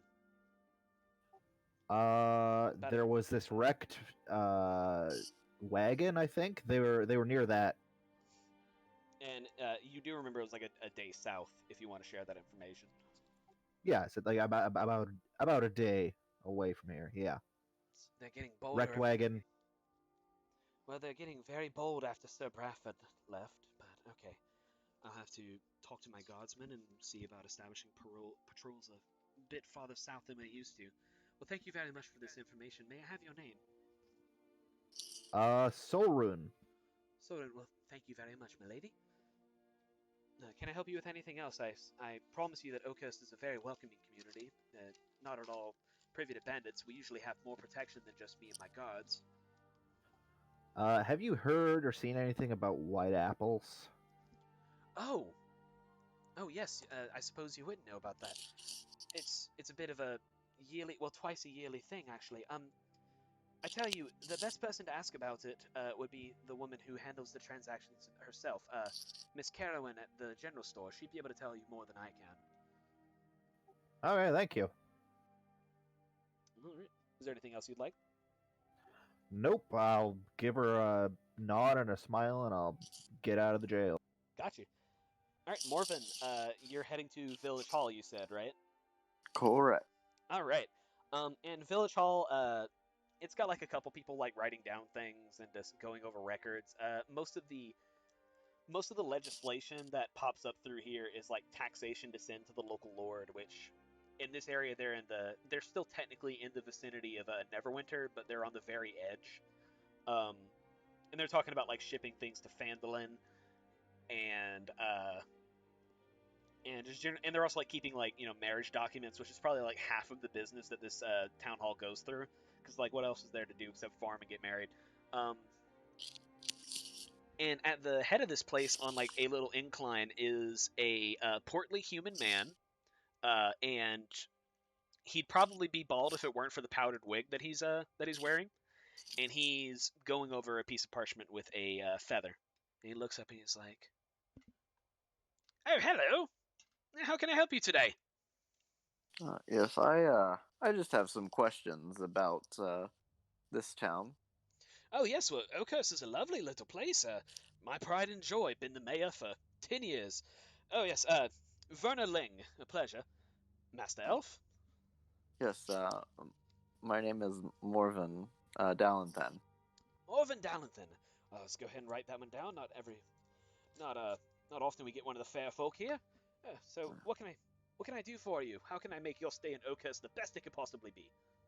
I just kind of gathering the lay of the land.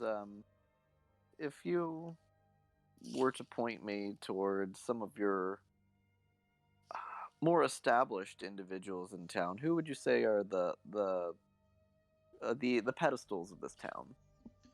Well, I don't want to brag, but I have been mayor for 10 years running, working on my third term here, and this has been lovely. But the pillars of the community here, besides myself, again, if I may be so bold, well, I suppose old Garen at the Old Boar has been running tap ever since I got elected. He runs a fine shop after his dear father passed. Oh, and I couldn't go without mentioning dear Miss Carowin, Carowin Hercule. She runs the general store. It's more or less the pride and joy of our town, really. Anything that gets bought or sold usually goes through her. Oh, and we have a lovely shrine to Palor. Blessed be his name. Praise the sun. And you're looking for Miss Corky, the cleric of that place, if you are in need of healing, or if you'd wish to make a generous donation to the faith. Okay. Is there anything to be had with mysterious produce? Oh, are you referring to the apples? Yeah. Well, sir, I assure you that, well, the apples are not for sale. Uh, no, you don't want to hear about all that. It's just some. Oh no, go on. Like I said, I'm trying to gather as much of your rich history as possible. Oh, sir, we we are a simple town, and well, adventurers are welcome to pass through, but we are not much in the business of sending them out to go and investigate things. We are very happy on our own, thank you. But please, while you're here, go visit Miss Carowin. She'll be Carowin at the general store. She'll be able to set you up with something as a parting gift through the town. We've got lovely souvenirs. You can roll me an insight check. Oh. Let's see, so that's 16 on the die. What's my modifier? 19. He is super obviously trying to get you off that topic of conversation as much as possible. He either doesn't want to talk about the apples or he just wants to get you out of town for being an adventurer. Maybe it's both.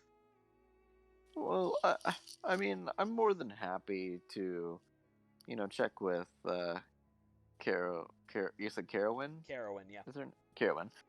Carowin. But I mean these apples, they've intrigued me. So what? Come on, just let me know. Like, just give me a peek into it. Like I said, I've heard very limited. I mean, I've heard of mysterious produce, but I didn't know much more than that. So I mean, what else? What's going on? Make me a persuasion check.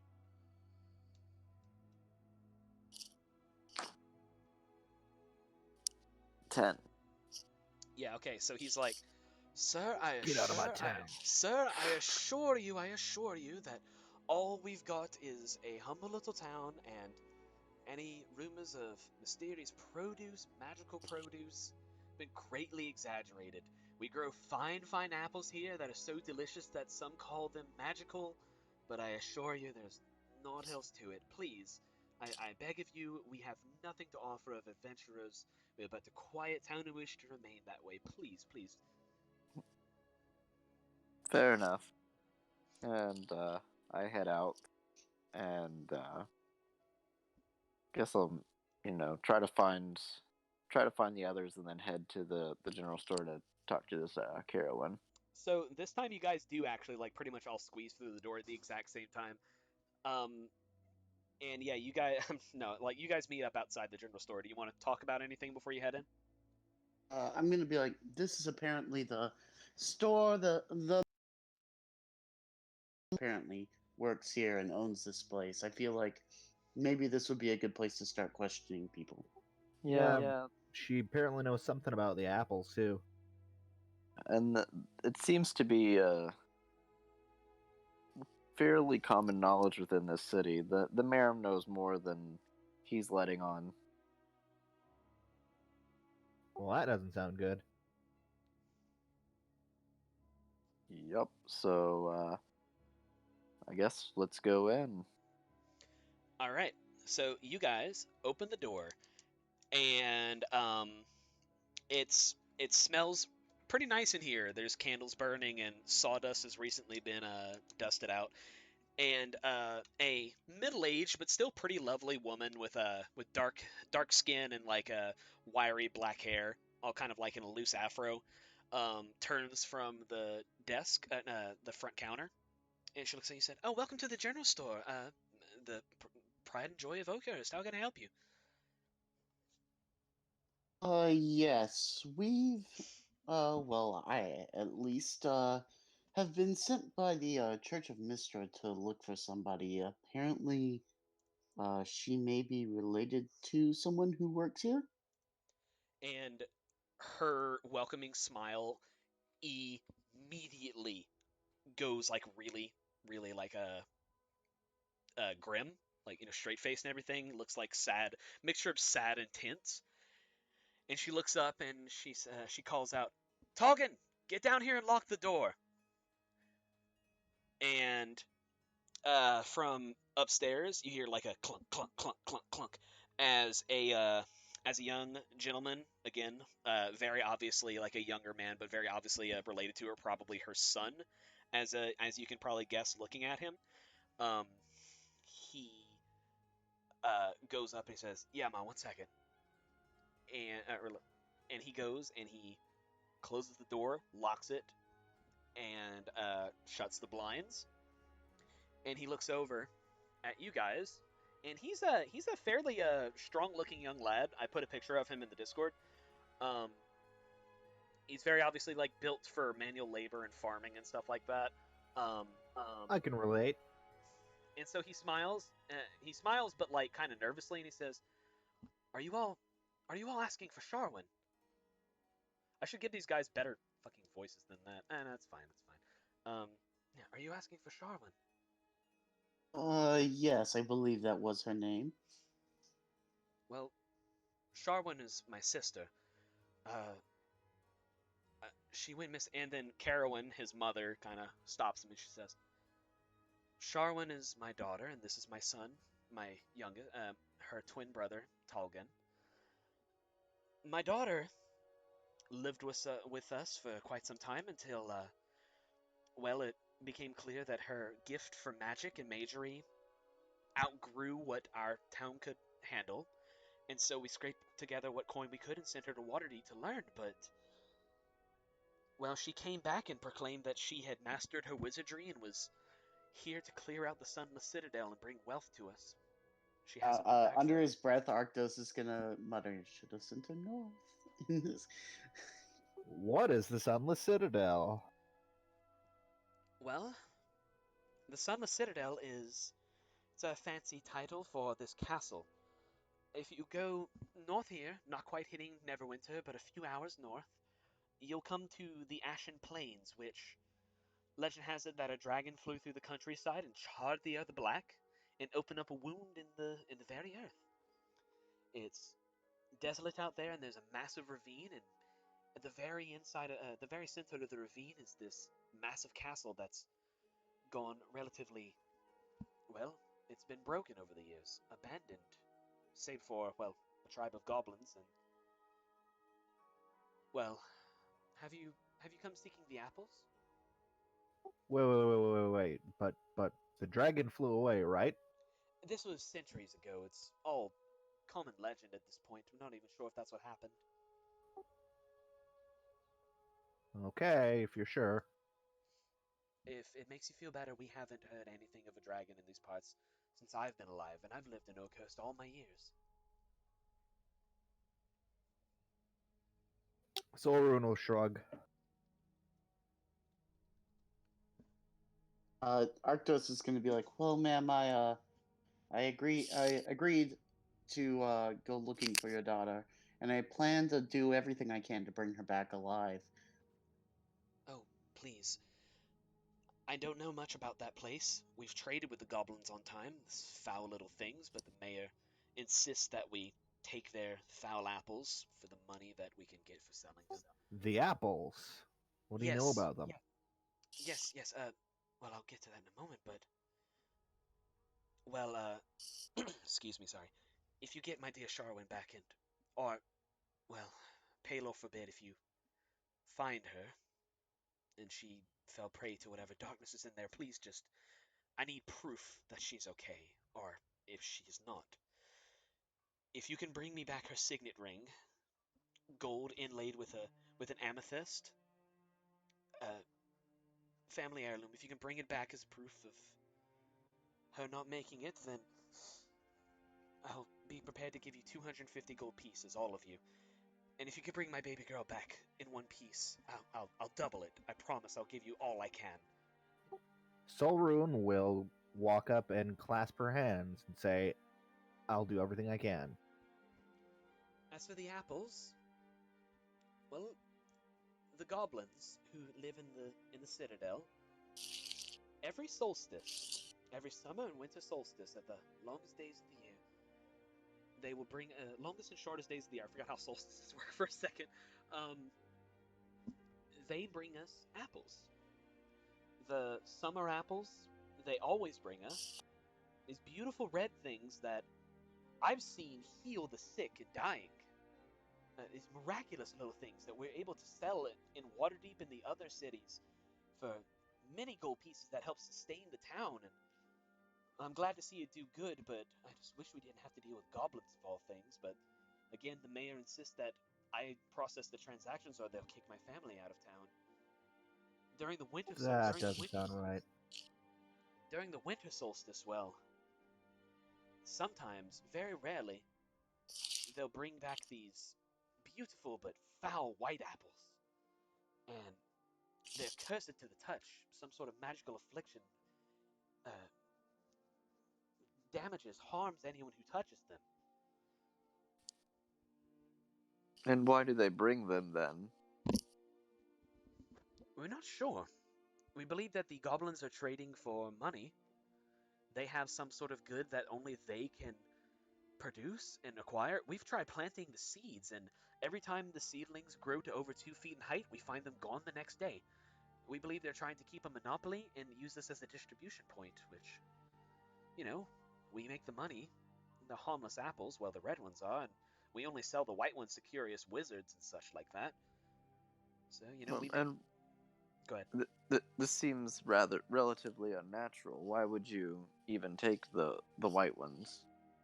As we said, we tried disposing of them, but, wizards looking for magical components and alchemy supplies and stuff find use out of these white apples if they can handle them properly.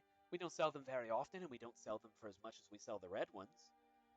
But once a year, it's good money for the town and helps keep us sustained for something that we don't even have to grow ourselves.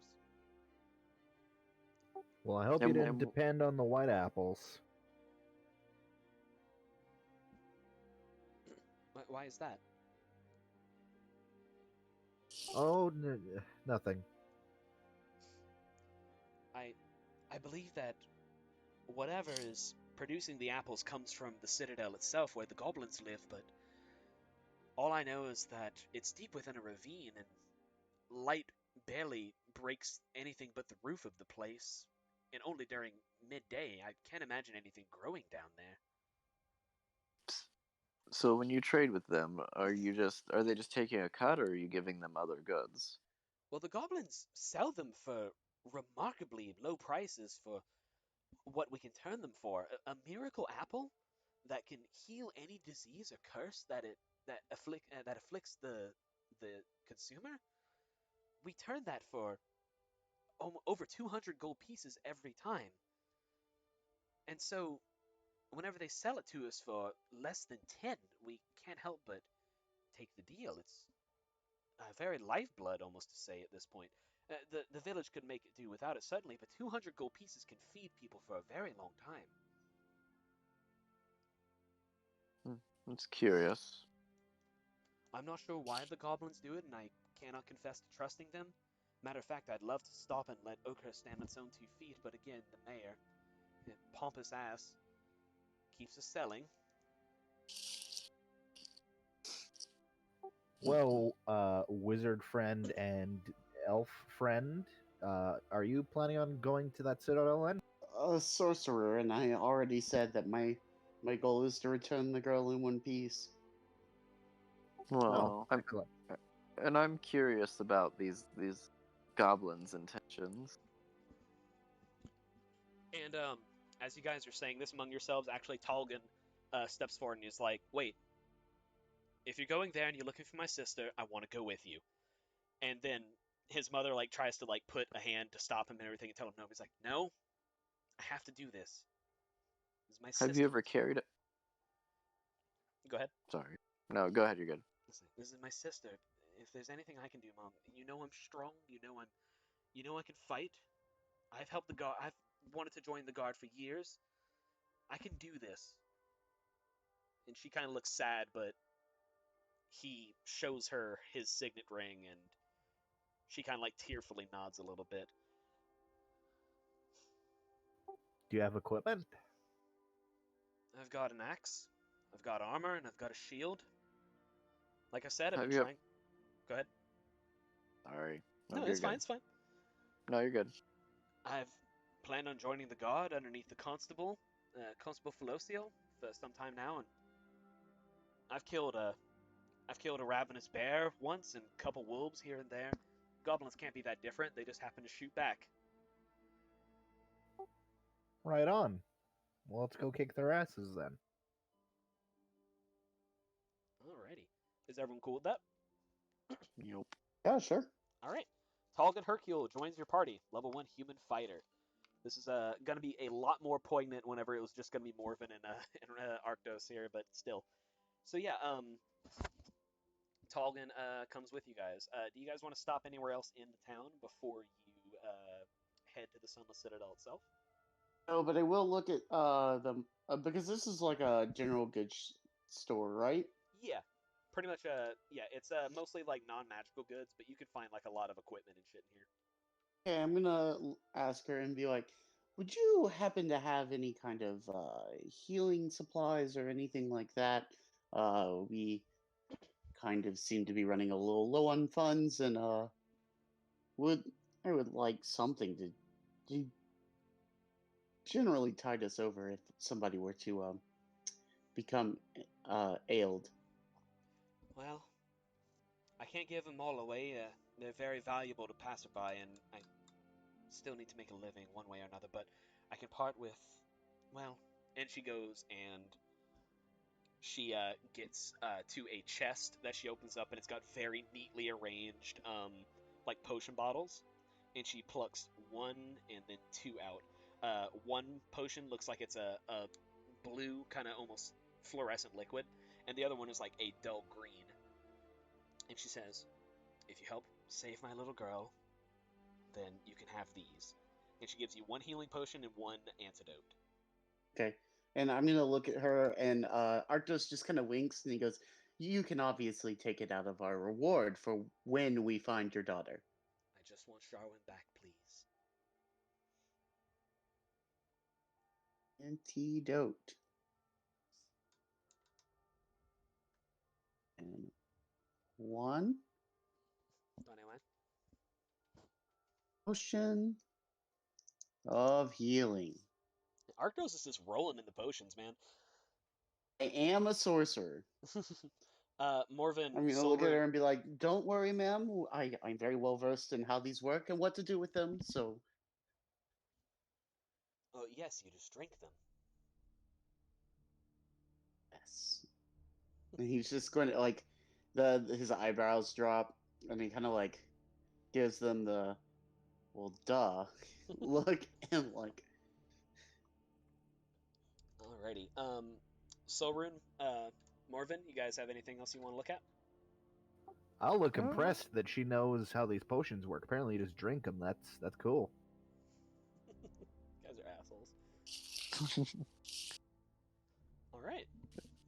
Well, Talgan is obviously kind of eager to make out for the Citadel, but it will be nightfall soon, and he does recommend. He says like, "Now listen, we probably should wait for the daybreak. It's the best time to get there. If we get there in the dead of night, well, I won't be able to see anything. I don't know about the three of you." oh, of course. And I'll look at the rest of the party now and be like, "The innkeep has generously offered each of us a room for one silver." Oh, you mean Might old, as well. oh, you mean old man Garen? Yes, I can even. I'll talk to him. Would be lovely. And whenever you guys go to the old boar, Talgan explains the situation that you guys are helping save Sharwin, and Garen gives you all the room for free as long as you're investigating the Sunless Citadel. And Talgan will stay at home obviously and meet up with y'all the following day. But the other three of you guys are able to get a bedroom with, oh, excuse me, 2 bunk beds, and are able to sleep the night. You guys get a long rest. You're healed of any wounds you may have, and yeah. And our rental ponies are magically housed and fed. Oh, they're like chilling at the general store probably because they have like a horse place. They ate some of the a barn. They ate some of those poisonous cattails. Oh They're no! They're all dead. They had Damn to it. They had to be put down. No, they're alive and they're stabled up. And I think Carowin probably is taking care of them for you guys because again, you're helping trying to save Sharwin. Don't feed them the cattails. Well, everyone knows not to feed them the cattails. They're poisonous. I'm going to continue to look at her with awe that she knows so much about drinking potions and not eating cattails. Alrighty. And I'll always ask, is there anything else you guys want to do before we scoot to the Sunless Citadel itself? Nah. All right. So, let me see here. So it's as said before, it's kind of like it's a jaunt. It's a couple hours up north towards Neverwinter, but you know, Neverwinter's a couple days away, so it's not super far out of town. And you guys actually make it on foot because you don't know how long you're going to be in there. So it's a couple hours on foot, and the moment you veer off of the old road and make it to the Ashen Plains is super apparent because the Ashen Plains are very appropriately named. It's this vast expanse of just gray, dead dirt, like pretty much as far as the eye can see, and the only thing peppering the landscape for like differences is like a couple rocks, maybe like one shrub that's trying its absolute best to survive in like the desolate wasteland that it finds itself in. But the most prominent feature of this place is the massive ravine that juts like a solid mile one into the other. And across, it's about, at the widest expanse, it's about 40 feet across, so nothing you could ever hope to jump across. And as you guys look at, let's see, the old road passes to the east of the narrow ravine. At the road's closest approach to the cleft, several broken pillars jut from the earth where the ravine widens. Two of the pillars stand straight, but most they lean atop sloped earth. Others are broken, and several have apparently fallen into the dark depths. A few similar pillars are visible on the opposite side of the ravine. A sturdy, knotted rope is tied to one of the leaning pillars on the side of the ravine that you're standing on. And it looks like it descends to a natural platform down below into the darkness. Well, as long as that dragon isn't around anymore. Oh, you're talking about the dragon that made the Ashen Plains, Tolgan asked you. It's like, oh, well, they say he flew away hundreds of years ago. I don't think we have anything to worry about. I hope not. All right, let's go down this rope, maybe. All right, what's the marching order? I'll go first. All right, we've got. I'm going to be in the middle. Okay. Yeah, it's.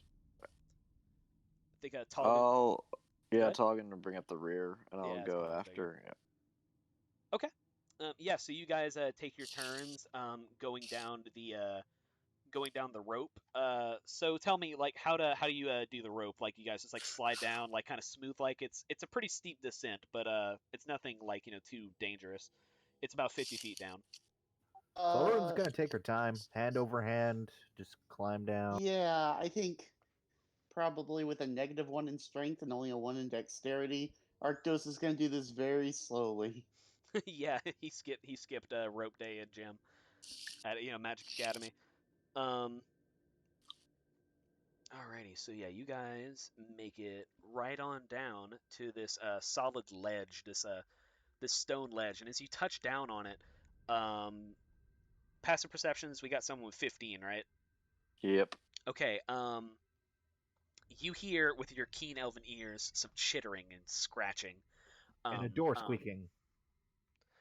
And it seems to be coming from a collection of like busted up rubble to the side, the far side of the ledge.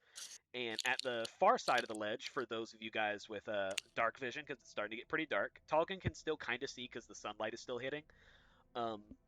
But at the far end is a stonework stairway. Looks like some switchback stairs that continue going down to different levels of ledges. Okay, I give the hand symbols and like do the like 2 fingers on the eyes, and then switching over to like where I hear the commotion. What? make a survival check. More of it. Make me a survival check, please.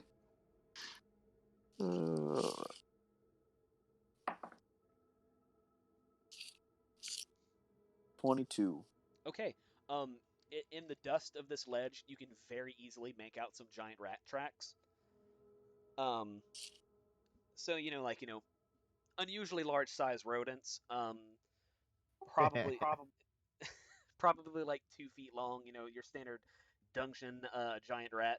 Um, you know that generally if they feel like they don't outnumber their prey, or if like they don't have favorable drop on them, or if there's a fire burning, then they'll generally not want to mess with you. But the chittering indicates that they are watching you. Ah, okay. Yes, they got some large rodents in the midst. Should be harmless so long as they don't feel that they have an opportune moment. Uh, I'm like, oh well, rodents. I mean, they shouldn't like fire, right?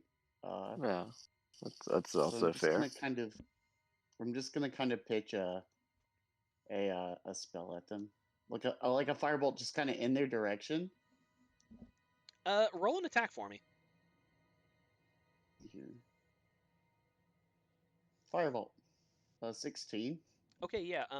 You lob a firebolt at that little stack of rubble, and immediately three giant rats, and again they're like 2 feet long apiece. They kind of burst out of the rubble and start like skittering to like run away. And Poor babies. I'm also going to activate my ability here, my feat. The Flames of Phlegethos. That's it. Phlegethus, I think, is how it's pronounced. Yeah. I'm gonna wreath myself in fire for just a little bit of time. Okay, cool. And Talgan looks at you, and he's kind of like awestruck, and he's like, "Do you mind?" And he holds up a unlit torch. Yeah, no problem. I figured that we keep the rats away for at least a few minutes. All right, yeah, and he leans his torch over and he lights it on your wreath of flame. Yeah, this is fine with me. You're a really good wizard. Sorcerer, please. It's a comparing me to those paltry know-it-alls. Thank you. You're welcome. I like this party dynamic. Yeah, so you guys have like three little rats that have just ran away off the ledge. Not like off it like to their deaths, but like they like skittered to like natural Fucking destruction. lemmings. Yeah, really. Um, Lemmy winks. you got a 22 survival, right? Yeah. So as you're checking out the rest of the ledge, you see a couple sets of humanoid footprints. They're a couple days old, and they look like they're going down the stairs. So Also, just checking. and also immediately evident is a ring of stones that contains a dead. There's a large ring of stones that contains the ash of like hundreds of fires, which means that this place has probably been a very common camping ground for people who have descended into the Sunless Citadel as adventurers. Tyler, I hate to break up the storytelling, but I really have to go to the bathroom real quick. Yeah, I'll go be for right it. back. As a matter of fact, I actually really need something to drink because my throat is going raw, so I'm gonna be right back as well. Yeah, then right before we go down these stairs, let's take just a second. Oh yeah, okay. Good timing. Ugh.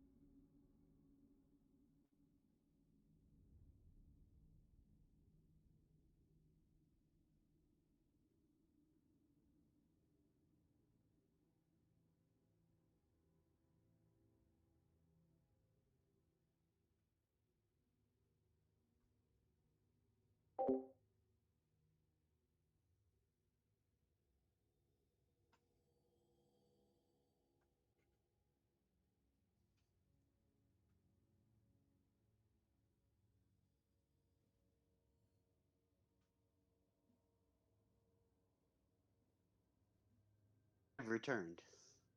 Hey.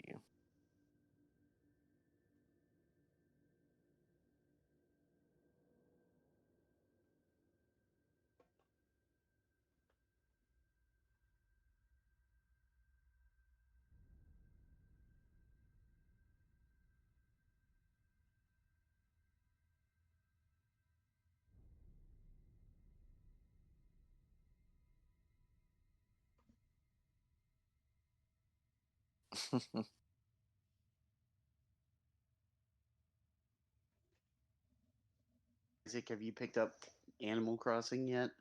No, I'm trying to resist. Join go- us. I'm going to, but I'm waiting for a little more money. This game has broken me.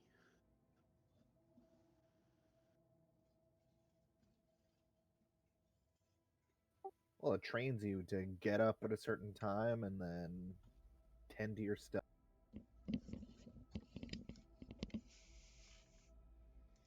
Yeah, I'm up at like 9 every day, Oh, you think you and then slick, like huh? I don't go to bed till I don't know what you're talking about. Uh-huh. Alright. I cannot find that D20 I dropped, like, to save my fucking life, so that's gonna be a fun thing to look for later. At least it's not a D4. Yeah, that would be much worse to step on, I'm not gonna lie. Man, I really want to find it, though. I paid good money for those dice. Alrighty. Do we have... I didn't mean to interrupt conversation. Do we have everyone back? Yep. yeah. Yep. Why not visit Jodo? No, Jodo's the fucking... Well, Senno's the best, but, you know. Do you see my picture? Mm-hmm. Calm down there, Satan. Hey, Senno's the best. Fuck you. Alrighty. I'm a Hoenn boy. Hoen's a close second. Calm down there, trumpet Satan. Anyway. Oh man, well now I have to fucking 1 second. No, Tyler, don't worry, I got it, dude. No, I got it. I know what I'm doing. Here, Oh, I can do it for you. It's good. I got this. Actually, No, I definitely got this. Like, guys, you don't even know. oh, I've got the perfect version of it that I want you to hear. Oh boy.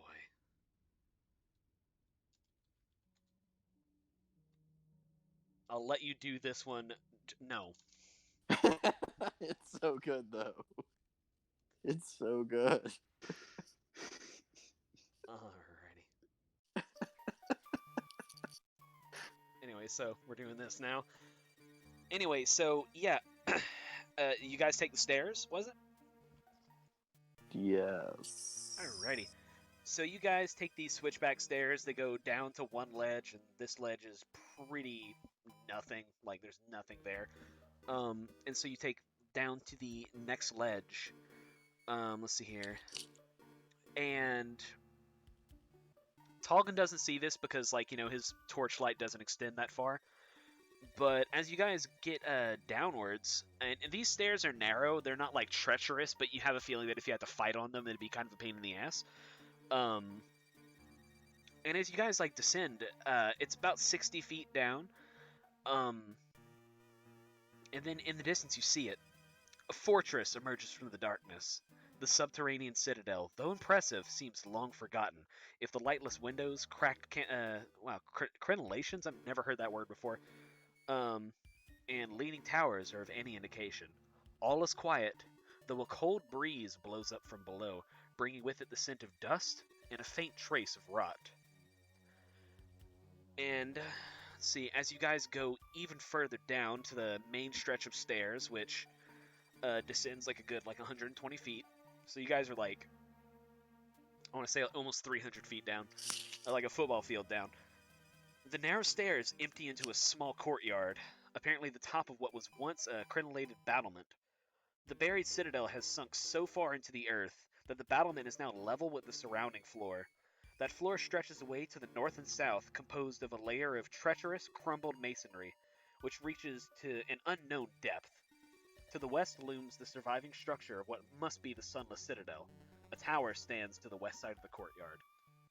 So basically what this is that in between you guys and the courtyard is like basically this trash field of just crumbled masonry, and it looks like not very like well, obviously it's all crumpled, so you have a feeling that if you were to step on it, it would probably like give way and like move around and possibly like force you to fall in unless you're careful. Okay. Looking at this, Arctos is gonna very nervously cast mage armor on himself. Mm. Oh yeah, that's right. It's been 8 hours. It's Yep. like, oh, this is not good, and he's just gonna be like, boop. Okay, yeah, yeah. You encompass yourself with an ethereal suit of armor that encases your body for a moment and then flashes, and then it just leaves a very faint shimmering outline around you. That's neat. I love. He's like, Go ahead. he's just gonna be like, all right. Would anybody like to proceed? Is Solru gonna do that every time he casts a spell? Because I really hope she does. She might. We'll see. All right. So I'm Well, gonna take out my scythe and hold that in both hands, and I'm gonna proceed. Careful.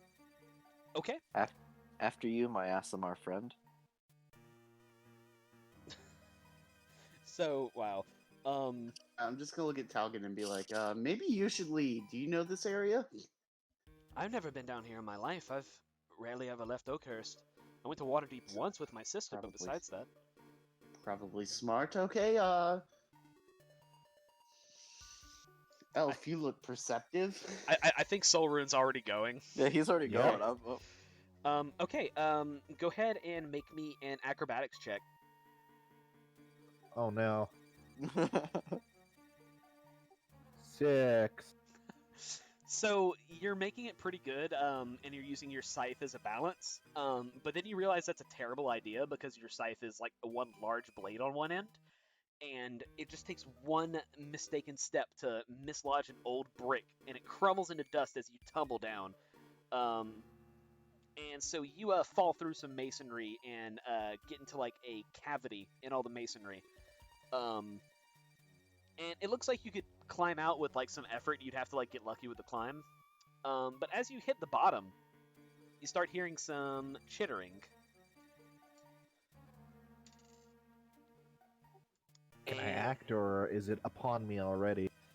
it's not upon you, but you do see some eyes forming around you in the darkness. Okay, I'm gonna stand up. Gonna just hold my scythe with one hand, and I'm gonna take out my whip with my my right hand, and I'm gonna crack it real quick. Okay. Make me either animal handling or intimidation at advantage. Animal handling, baby. Nat 20. Okay, wow, yeah. So you crack your whip, and immediately you hear like some giant rats skittering away, and as they do, they knock some bits of masonry down, and further like knocking stuff into the pit that you found yourself in, and enough falls to where it makes like a natural pathway up that you believe is traversable to the other side into the courtyard. Well, thanks for that, boys. And I'll put my whip back on my belt, and I'll start walking up. And now that you have a better feel for it, you're able to successfully maneuver over to the other side and find yourself in the courtyard of the Sunless Citadel. Who's next? Just be careful. think it There's was- rats under there. I think it was Arctos next. I mean, I can go next, but I think it was. Whoever's next can make me an acrobatics check. Talking Google last. Go. Let's see here. Acrobatics. I got a 15. Okay, yeah. You watch as Solrune does her thing and has her unfortunate fall down, but then she makes it back up, and you watch as she does it, and you get a general feel of how to balance your body to go across the masonry. You get an idea of what parts are weak and what parts aren't, and you're able to make through to the courtyard without any problems. More of an acrobatics. Non-nat 20. And with your trademark elven grace, you do some fucking pirouettes. No. You do some nice hops, and you make it through super quick. And Talgan will make his acrobatics. How you Nat doing? one. No, he rolled an 18. He gets a +1 to that. So yeah, Talgan also makes himself. He's a beefy lad, but he's not like portly or unwieldy. He's able to make it across fairly easily. All right. No, fuck, I always forget to put something there. Boop. Oh, well, I have to do it like that, I guess. I can't just edit. That's great. That's fine though. So anyway, yeah, you guys all find yourself in the courtyard. So let's see here. The stone courtyard surrounded by crumpled masonry. So the way this works is like again, it's a courtyard that is of the battlements and everything. So you were now underneath the masonry wall, if that makes sense. Like what used to be the top of the walls is now like the rim of this depression in the earth, if that makes sense. Or did I lose you guys? It does make sense. Okay, cool, cool. Yep. So yeah, that's where you guys are. What was I gonna say? I'm trying to go through here. The debris is fine. You guys made it past that. You said you have a 15 wisdom perception. Correct. Okay, so as you make it through the courtyard, you do actually notice like a thin outline of dust that corresponds with a what looks like a let's say like a hidden lowered part of the stone that makes up the courtyard, and it looks like to be about like a 10-foot square, and this comprises most of the courtyard because the courtyard is not that huge across. It's like 20 by 20.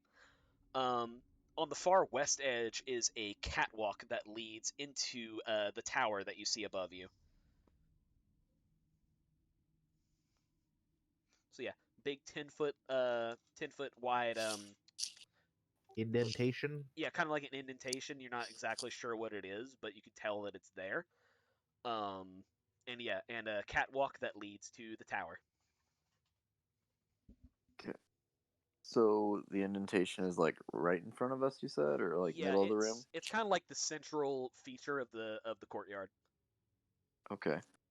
I'm gonna walk up to it. I'm not going to go, but then I'm gonna pull out my quarterstaff and kind of like poke it to see if there's any give, like pressure plate, anything like that. Okay. As soon as you put on like some pressure on it, it flips open and it turns out to be a massive trap door with doors that are 5 feet long and across. And it flings open into a pit that is about 10 feet deep. Um, and you can see there's two small skeletons at the bottom of it. And you see one giant rat that is chewing on a dead goblin corpse. Oh no, poor rat. Does it look like he's trapped? Um, you get the feeling that rats could probably climb out. Okay. Also, wow, I didn't even see that trap door. And you Yeah. see there are mechanisms at the way that the doors open that they're winding back very slowly, which probably tells you that the doors are going to reset at a certain point. I relay all this info. Yes. Well, now the issue would be getting across it. Well, you can skirt it. You can skirt it to the catwalk. It's not that Okay. it's not in between you and the catwalk. Okay. Skirt it. All right, yeah, you guys avoid the trap door. Make it to Skirt. the catwalk. The catwalk is about 2 feet wide, so it's not easy going. But you guys go single file and make it into the tower shell through a mostly broken wooden door. So yeah, inside the tower shell, this circular area is cobbled with cracked granite, upon which sprawl the bodies of 4 goblins apparently slain in combat. One corpse stands with its back against the western wall, the spear that killed it still skewering it and holding it upright. 3 wooden doors lead from this area. A hollow tower of loose masonry reaches 30 feet into the air, but the intervening floors and stairs are gone except for a couple of crumpled ledges. Kind of like the opening of Skyrim whenever you're going to all the broken up towers and shit. Mm. Gotcha. Except this one's not on fire. Well, that is an important distinction. Oh yeah, It is yet to be seen. Did I investigate the goblins? Okay. You don't have to. You don't have to roll for that. It's pretty. No, actually, roll me an investigation. Yeah. I got an 8. It's like They're dead. It's like super low though. Don't worry. You're poking through the bodies and it looks like they've been looted. But as you mess with the goblin that's been pinned to the wall, um, the spear snaps and the goblin's body slumps to the floor. And it looks like the blood from the goblin has seeped into these runes on the wall. Does anyone here speak Draconic? Hell no. Nope. No. None of you can read these runes. What about Talgan? Tolkien can only speak Common, and he's like, well, I don't know. Are these magic? Fucking nerd. Goodness. So we know they're draconic in nature. I feel like you can't read it, but you can kind of like as a sage, you've probably been exposed to a lot of things like vis-a-vis writing and such. And Draconic has a very noticeable bent to how its script works. Its runes are usually like made with claws. Think of like the dragon words in Skyrim. Not to Skyrim it up again, Yeah. but like kind of like that. Could I kind of want to I make an think it Arcana looks like check to see if they're like orcish. magical in nature? Wait, I'm sorry. Can I make an Arcana check to see if I recognize them as like magic runes? Yeah, you can. Actually, no, it wouldn't be Orcish. Orcish uses Dwarven script. Yeah, you would know that. 11. 11. It's you're pretty confident that these runes aren't magical because usually magical runes are not physical. They're usually invisible until they're activated. Okay. So I don't think they're magic runes. Yeah, you're pretty sure they're not. I'm gonna look at the rest of the group and be like, well, they aren't magic in nature, but I have no clue what they say. I can semi-parse together that they're draconic in nature, but that's about all my expertise goes into. I've studied much more Fey magic and Elven magic in my time, so Let me see here, and also Solrune and Morven, go ahead and roll me perception checks, pretty please. 13.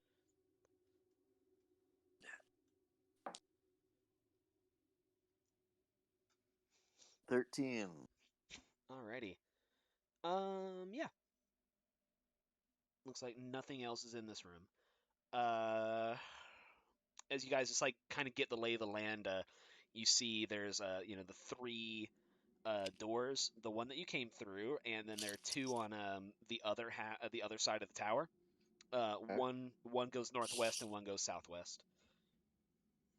well, we should pick a direction. Can we see what's like? You said it's like a broken down city, right? So is there like a ceiling in this area? So you're in like the watchtower, like the guard tower, where whenever this citadel was apparently above ground, it was probably where the guards would climb up to the top and then keep watch. Um, so there probably was a ceiling to this tower originally, but it's since like just crumbled out and like fallen apart. So you're not like in the citadel itself like proper yet, but one of these doors probably does lead into it. Okay, and we can't. There's no like visible way to tell from here. Is what I'm looking for. What do you mean, like looking for what? Like if I look up, like I can't see like above and past like the door, basically to see what's kind of on the other side without having Oh to go no no through it. no no! This tower is like 30 feet tall. Yeah, that's kind of what I figured. You can Okay, well, if you look directly up, you can see the midday sun is like baking down on you guys.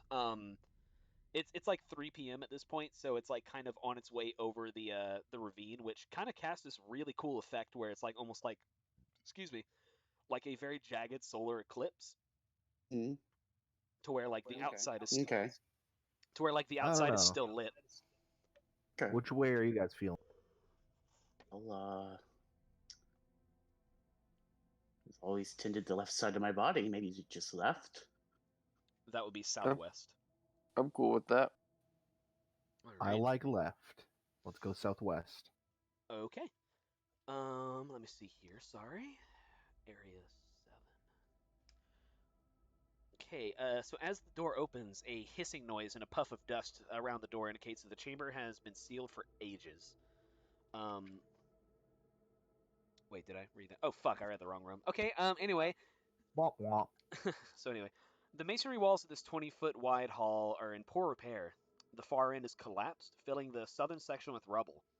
The western wall is in much better shape than the other walls, and it holds a stone door with a roaring dragon carved into relief of it. The door has a single keyhole situated in the rearing dragon's open mouth.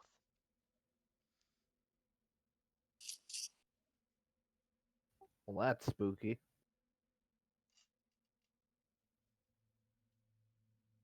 What would you like to do? I want to look around and see if I can find a key laying. Okay, so you're checking around like the room. So there's not very much in here except for that dragon thing and a pile of rubble. Are you checking through the rubble? Yeah, sure. Make a dexterity save. Oh, fun. Saving throw. Okay. 8. Okay, do that real quick. So as you are searching through this pile of rubble, you are like sifting through these stones, and all of a sudden, like you feel something bite down on your glove very hard as a rat sinks its sharp teeth into your gloved hand, and it only does 4 damage to you piercing, but it gets a pretty nasty gash on your hand. Whip So yeah, out a short sword and just drive it through its head. yeah, you can roll to attack.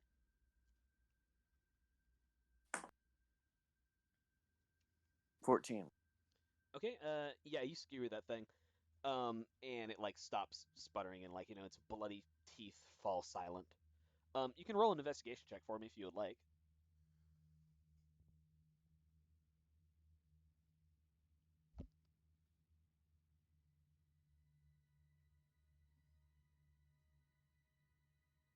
$11. Okay, I'm getting all the good rolls today, guys. you're sifting through this rubble, and nothing stands out to you. There's like among the rubble, it's mostly like brick and mortar and everything that's just long since been crumbled from the ceiling. But Brick the and Morty? oh, shut the. Hey. Anyway, And I shit you not, he turned into a pickle. Funniest shit I've ever seen. telling you adventures. I should have fucking started with like Durnan like telling that to like an adventure. It's like, ah, shit you not, he turns himself into a pickle. It's the funniest shit I ever seen. Um, anyway, Oh, the good times before the great quarantining. oh man. Hey, Rick and Morty's still on even with the quarantine running. So anyway, the only like noticeable interesting thing you see is like some old shattered arrows. They're of what used to be pretty fine make until like the masonry crushed them. But it was probably like the guards here probably had a healthy stock of arrows that has mostly been obliterated by the crumbling rubble. But you do not find any sort of key. Alright. Fuck Also, are you okay? it. Yeah, I've seen worse. Oh, let me see it. I've had worse. Yeah, on a when scale I show 'em. on a scale of 1 to 12, how are you feeling? I give it about an 8. Well, here, let me help, and I'll lay on hands on your hand, and you are healed. Strange. That's how I always feel. For how many points? You took 4 damage? Yeah. Sure, let's heal 4 damage. Okay. Thanks, friend. And Just, just a crisp high five. I only recently learned I can do this. well, you're gonna be in a surprise when you get a little. Man, wait till Oh, you hit level God. 2. Oh God, when he hits level 3 and he's like, He actually starts getting spells. or when no, it's Paladin's level 2, isn't it? Caster. Yeah, I think they get casting at level 2. Yeah. What are these levels of which you speak? Anyway, yeah. So there's nothing else of note in this room that you can see. The dragon door. You said there's a keyhole though. There's a keyhole, and it looks like it opens up down the middle. Doesn't mean it's not, or doesn't mean it's locked though necessarily. I'm gonna try to open the door. That's also true. Yeah. Yeah, you try to get through it, and yeah, you don't you're not able Shit to. on my nuts. You Fuck can try. Arcturus is just going to be like, "There's a lock. Fuck it. I We picked the have lock. to open it." Pick Go the ahead. lock. Number one, make me a dexterity. Do you have thieves' tools? I don't know. Are you proficient with thieves' tools? Probably not. Yes, you don't know how to pick a lock. You can What's like sleight of hand good for then? like Oh, for doing I guess things. there are other. I guess there are other things. Yeah, welcome to not playing a rogue. Isaac, you have a problem, and we're your friends. So I'm just saying, that's all I ever do because I don't really hardly steal as a rogue. I just pick locks. yeah, Solrune, are you like trying to force it open, or are you just kind of like giving it a push to see? No, I was just giving it a push. Okay. You can make an Arcana check for me. I don't have Arcana. You want me to do it anyway? Yeah, there are certain.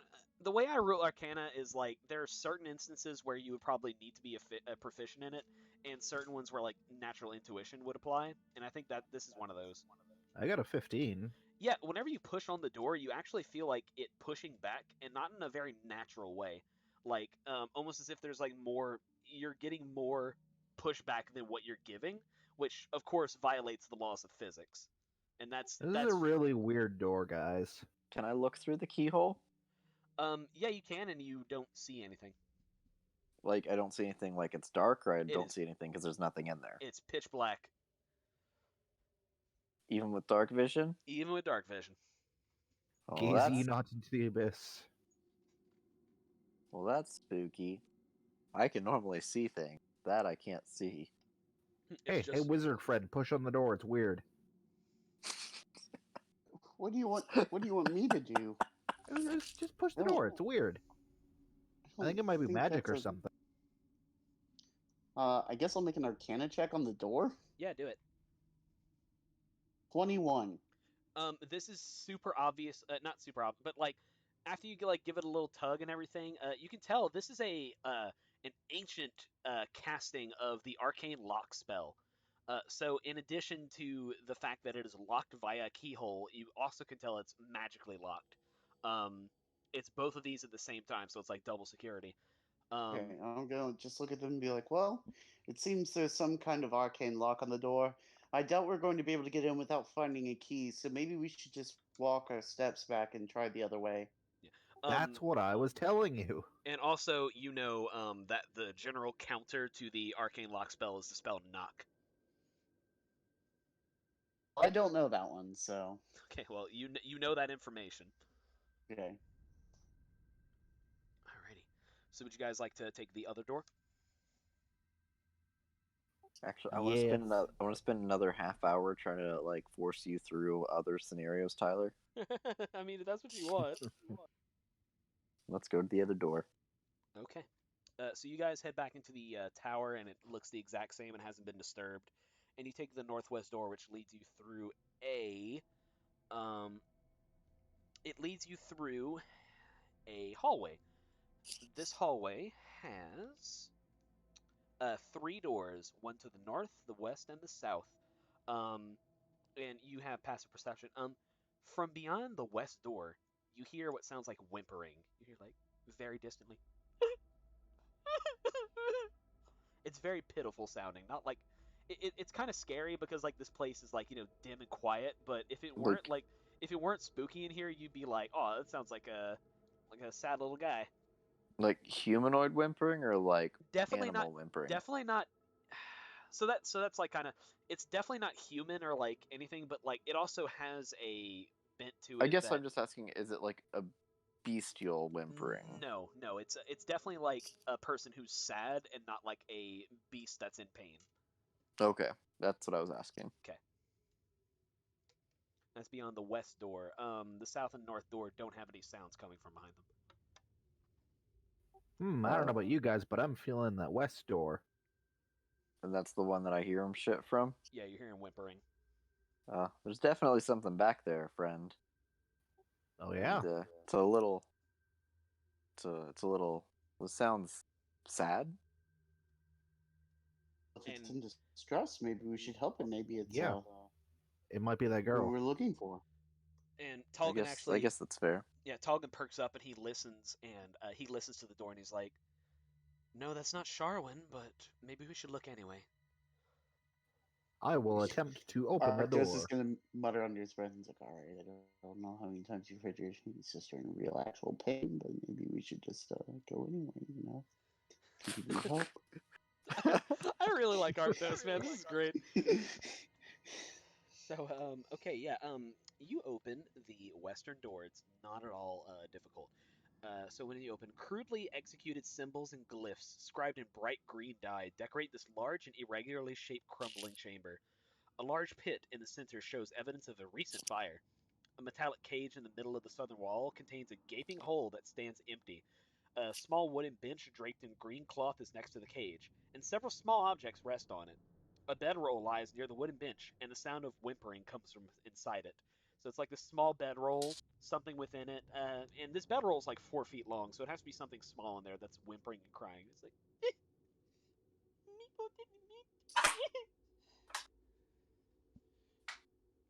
I'm gonna poke the bedroll with the blunt end of my scythe here, like but the hand. okay, alrighty, so as you do this, you hear, "Ah!" And out from the bedroll skitters a red little draconic-looking humanoid with bowed legs. It looks like kind of like a mix between a hyena and a bipedal Oh, dragonborn. And fuck! If you say Kenku, so you can make a dexterity check for me. 16. Um, okay. so as he's scrambling, you're able to like basically if you, well, would you like to stop him or like do anything to like impede him? No. Okay, I so am. okay, well you can make me a dexterity check then. Just a straight check, or is it a save? Strike dexterity check because you're doing, not receiving. Okay.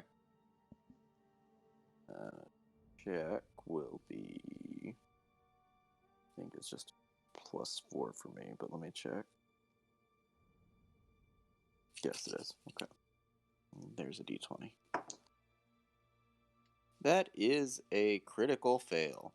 Oh yeah. So you reach out and like critical failed, not a big deal. It's not like a life or death thing. You try to grab at him, but you whiff, and like everyone sees it. Everyone sees what you just did. But yeah, this kobold, which if any of you are like familiar, I'm just gonna let you decide if your characters know what kobolds are. But this is a kobold, and he dashes away and then absolutely fucking barrels over the wooden bench and like falls over, and he like cries as he goes down. He's like, "No hurt Meepo, please, no hurt Meepo. Meepo, sorry. Meepo didn't mean to." Oh, I'm going to like bend down to his height and be like, there, friend. We're not here to hurt anybody. We're actually adventurers looking for someone. Could you maybe come out and help us and see if we can help you?" So this kobold, who identifies himself as Meepo, apparently Meepo, he looks up and he has like tears in his eyes, and he asks, "You know hurt Meepo?" Oh, Meepo, of course not. That doesn't look like a goblin. "No, not a goblin. Meepo is no goblin." He spits to the side, and he like gnashes his little jaws a little bit to look menacing, but because he's been crying, it's not very menacing looking at all. And he says, A little racist, but okay.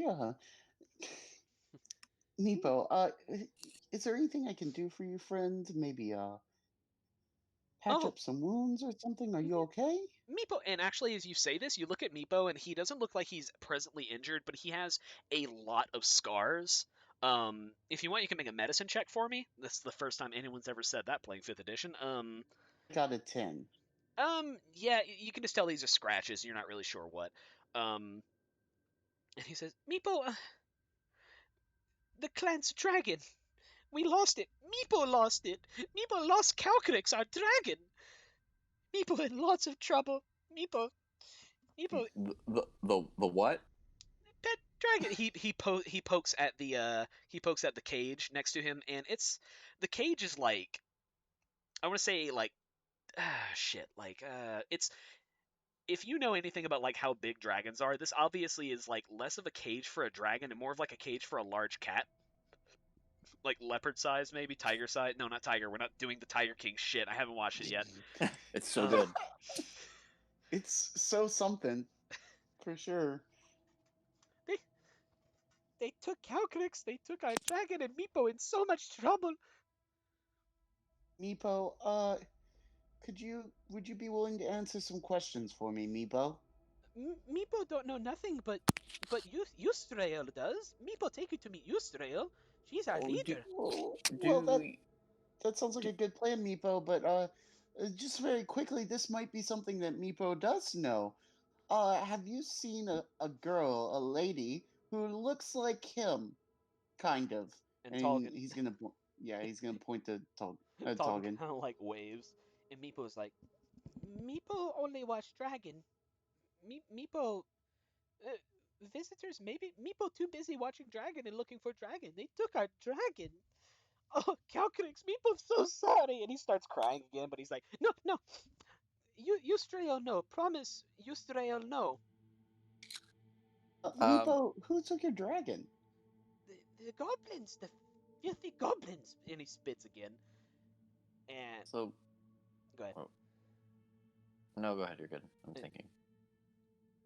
They try to take our home, and they take our food, and they take our treasures, and they take our dragon. Meepo's a bad keeper, bad Meepo. And he kind of like whines. He doesn't hit himself, but he whines. Yeah, but Meepo, so I have a question for you. And out of character, would we remember enough of those runes earlier, the draconic runes, to recreate them? It was they were actually fairly complex. Okay. You can make a. I'll tell you what. You can make a history check for me. Okay. History. You could probably just ask Meepo if he reads Draconic also. Oh, that's what I'm doing. I'm gonna show. So that is a 15.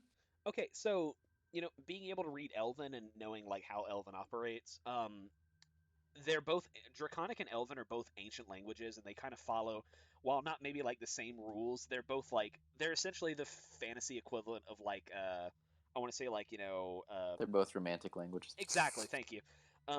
And so the One's way Latin and one's Spanish or French or something. like yeah, really.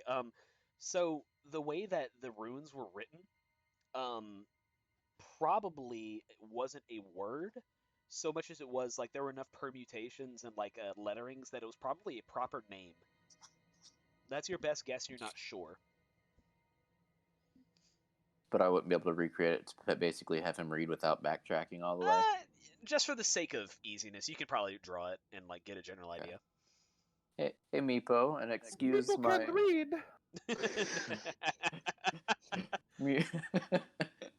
Meepo, I'm gonna, and I draw kind of in like dirt, sand, whatever's on the ground. But like, do you know what that says?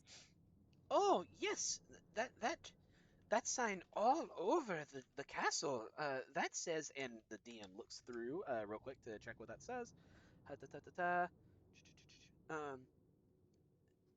Very old dragon name. Meepo say it read Ashardelan. And I will type that into the campaign discussion thing, because that's the channel we should be using. Before, but okay.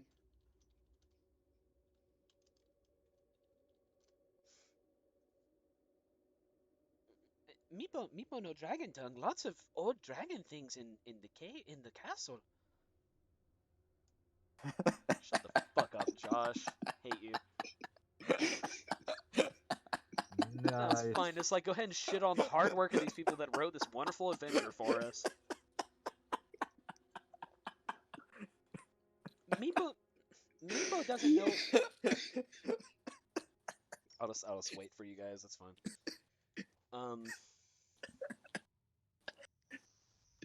Thailand, dude. It's fine. It's fine. We're 4 years old. We got at least 10 more minutes of laughing. So, yeah, no, Assar Dylan. Anyway, god damn it. He got me. For those who are for future us listening in the distance or whatever, like Josh saw Ashardalon and wrote ass hard Dylan, and he's just so funny. He thinks Excuse you, it's Ashard Dylon? ass hard Dylan, yeah, as he is known.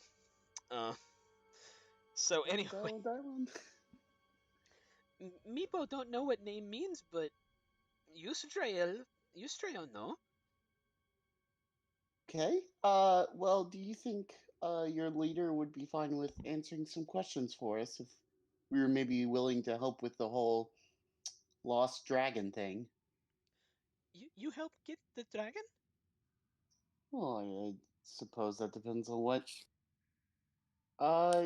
your boss has to say to us. Oh, Yusrael friendly. If you make nice, maybe if you promise to rescue dragon, Yusrael make nice to you. Answer questions.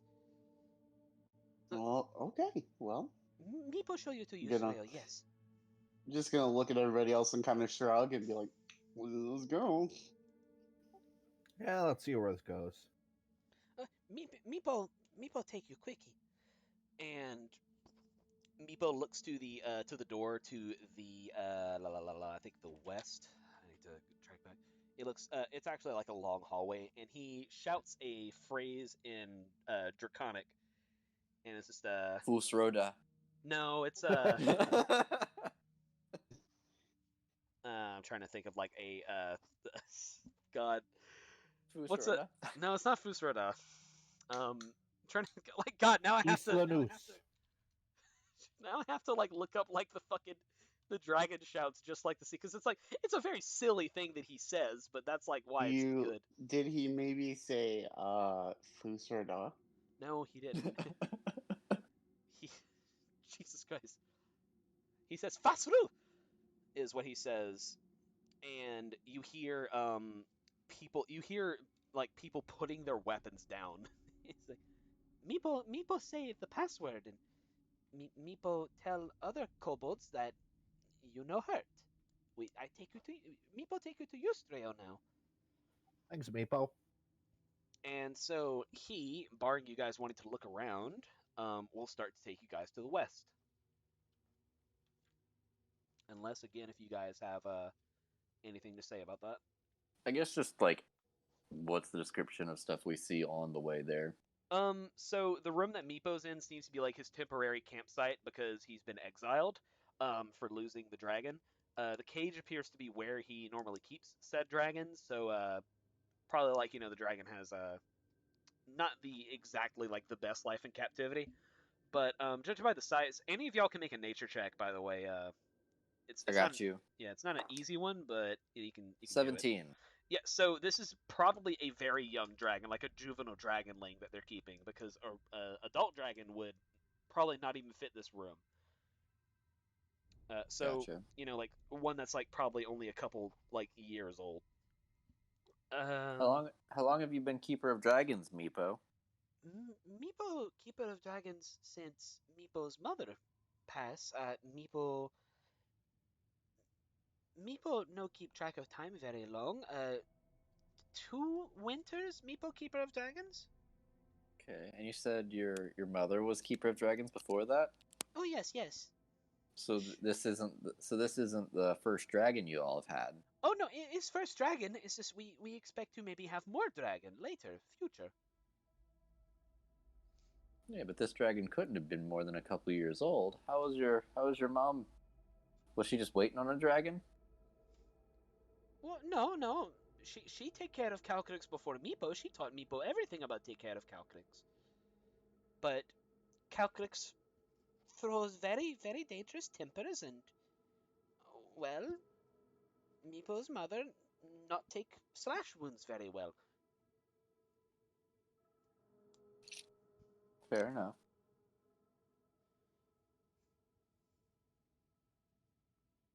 And yeah, this room, like I said, it's like a temporary campsite. It's mostly junk and like small little like bones and little things that probably are souvenirs to Meepo. There's some runes on there's some poorly written runes in Draconic, the green ones that I mentioned earlier, and he Meepo tells you they say, "Here there be dragons." Um, fire pit. You can see like the bench has some pots of green dye and a paintbrush made of goblin hair bristles. Uh, Tiny little jade figurines of dragons that you think Meepo probably carved because they're kind of like janky, but they're still made of jade. Let's see. Yeah, and as you guys proceed to the west, Meepo leads you through a long hallway, and you see you see arrows that were pointing out of small little nooks in the walls, like retract themselves. Um, Meepo leads you into a hallway that turns northwards, and he pokes his head out of the exit of this place, and he calls out and he says, "Meepo know that Meepo in lots of trouble, but Meepo bring help. Great Eustrael. Uh, Meepo show you." And as you guys enter, it's actually like a pretty long hallway. Let's see. It's a double row of relief carved marble columns march the length of this long, large hall. The worn carvings depict entwining dragons. It looks like an entry hall, like a grand entry hall, back whenever this place was still operable. And at the far end of it is a stone throne. There's lots of kobolds in this place. Some that are equipped with weapons that are obviously guards, but others that are just like civilians and commoners and children even, which implies that this is a pretty permanent residence for these kobolds. And the at the far end of it, like I said, is a throne. A short throne stands near the west wall, constructed of fallen bits of masonry stacked against an old altar. On the top of an altar sits a variety of small items. The portion of the altar that serves as the throne's back features a carving of a rearing dragon, and a metallic key is held firmly in the dragon's open jaws.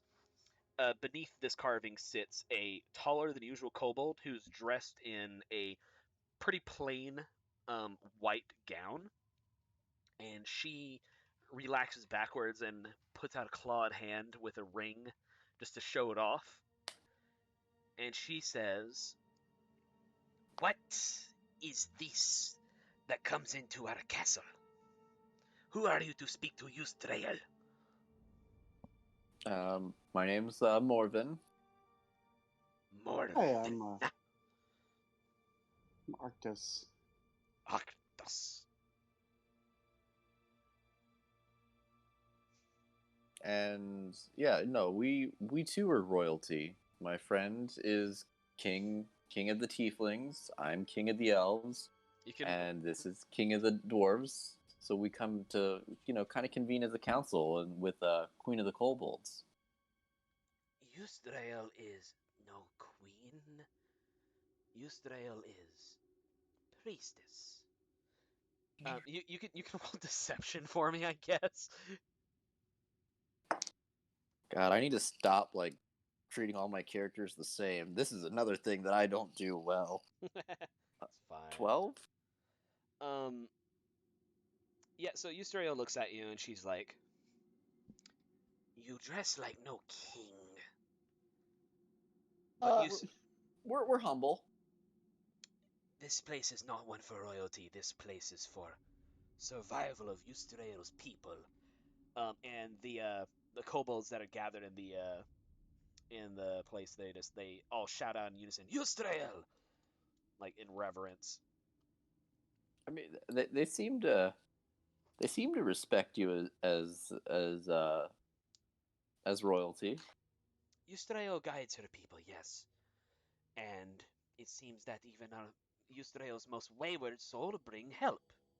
Very good, Meepo. And Meepo, like, still kind of cowering behind, I'm gonna roll a d4. Cowering behind, he's cowering behind, Morven. Um, and he waves gently. "If Meepo say you bring help, then you help with Meepo's problem. You can recover our dragon." We will certainly try. I mean, why would the goblins want your dragon anyway? The goblins take everything from us. The goblins try to take our home. They try to take our treasures, they try to kill us and our children, and they even take shit, sorry. All to serve whatever the dark one below wishes. The outcast. Oh, the outcast. I've heard his name a couple times. Does he kind of look like me?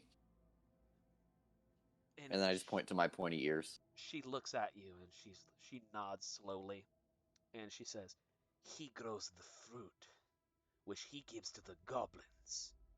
The dragon thieving goblins are his servants." She like kind of gnashes her teeth a little bit.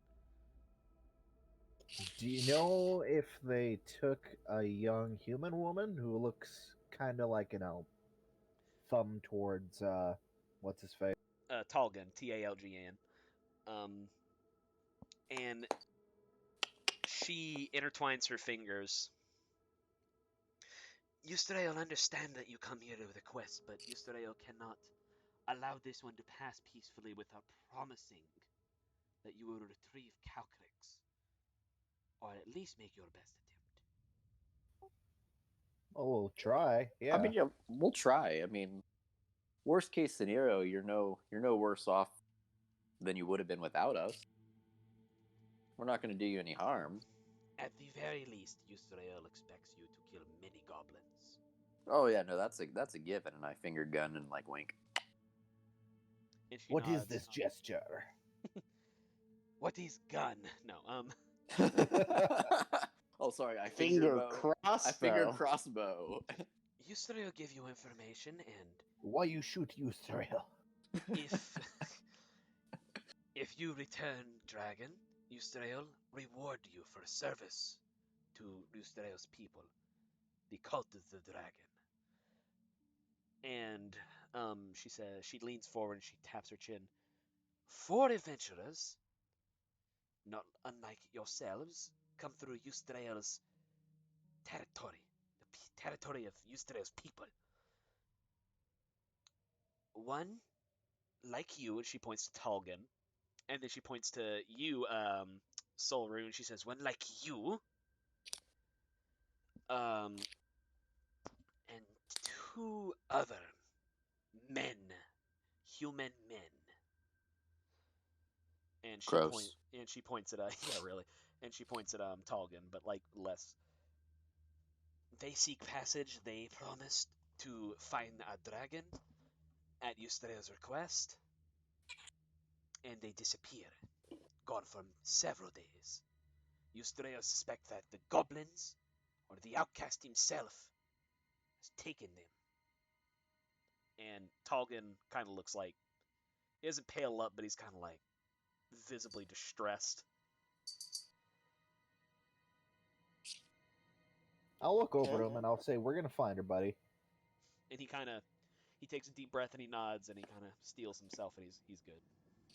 Well, where would we find these goblins? And she, let me see here. Sorry. Where do the goblins end up?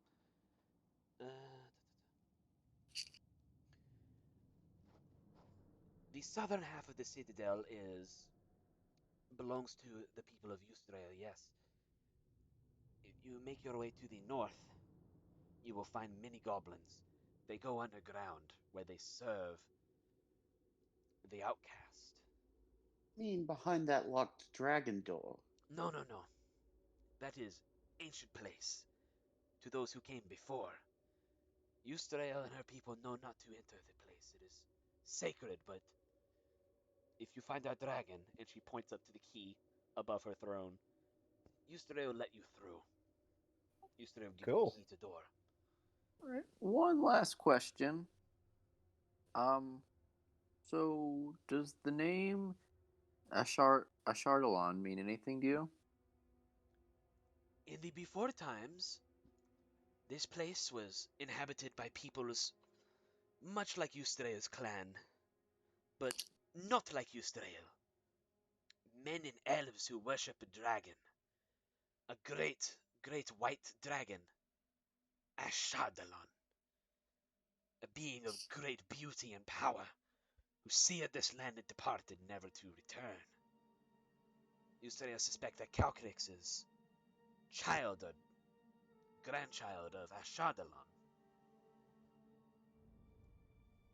All right. Well, I guess that's it for me. You guys got anything else? No, I don't believe these people are going to be much help. May we take your dragon tamer with us to assist with the return of the dragon? Maybe it will respond better to somebody familiar. And she actually like smiles at that, and she's like, "You think much like Eustaria, yes, Meepo." And Meepo's like, "Meepo, keeper of dragons, accompany to rescue Calcrix." Josh just fucking Jar Jarred us. Yeah, I know, and I'm not gonna respond to it. I'm gonna pretend that it didn't happen. And Meepo, I'm going to ask Meepo so many questions about their culture. I'm so interested. so Misa make me noodle. and Meepo, no, Meepo. Better be dead here. Oh, God. Dead So in the goblin. Can we have a bongo? anyway, so Eustaria and Meepo is like, Meepo have whip and Meepo have bow. Meepo help. Meepo not do heavy lifting, but Meepo help best he can. Get Calcrix back, yes. Oh, I'm sure that we can find a more than useful solution for you to come with us and help along. And the whole time, Arctos is just thinking, I am not built for adventuring. If I have to, I will hide behind this little man. A gift. And Eustrail, let's say, do you guys like have like journals with you or anything? You know, any like, Sure. I sure don't. Yeah, I think Arctos probably carries like a journal with him. So she holds out her hand at and she points at your journal and she says, a gift. Okay, and I'll offer it to her. And Eustrail conjures a tiny flame, like a very tiny flame, on her finger, and she kind of like traces a little thing on your journal page. And whenever she gives it back, she has drawn you a map of this floor, the Sunless Citadel. So as a reference of where everything is, the circular thing in the southeast is the tower that you guys came through. And you guys proceeded west to that weird Tetris block looking room where you met Meepo. You guys went to the little hallway that is right below the little wiggly path up there near the middle of the west. So you guys are at the end of that hallway.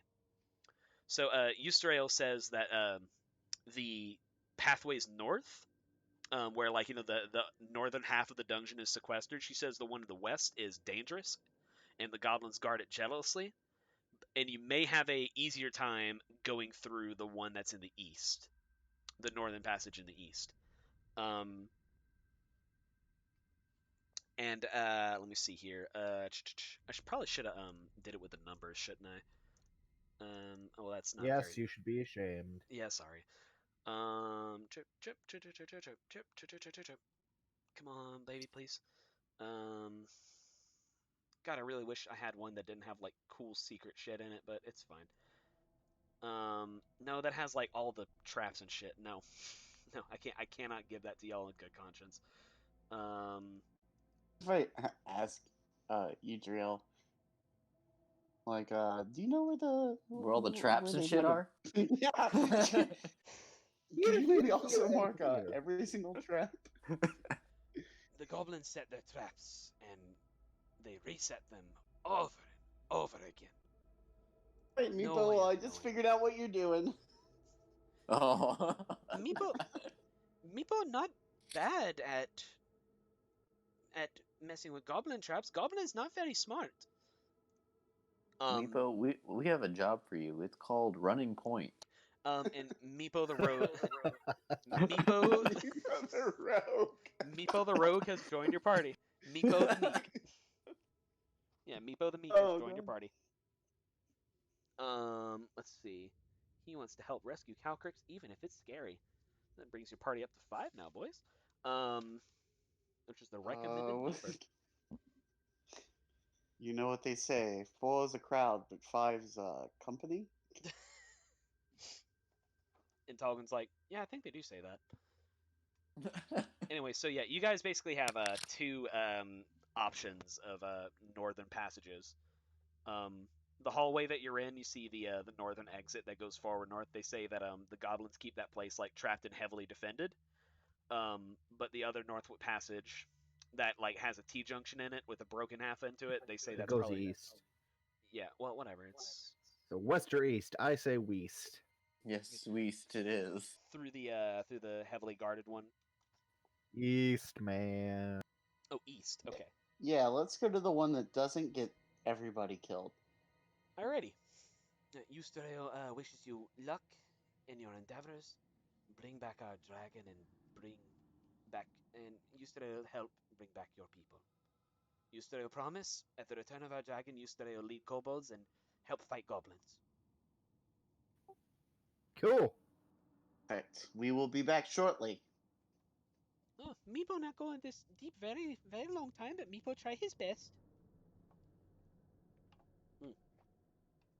So the way this is going to work is that Meepo's perception is not spectacular, so that he doesn't just do the entire dungeon for you guys.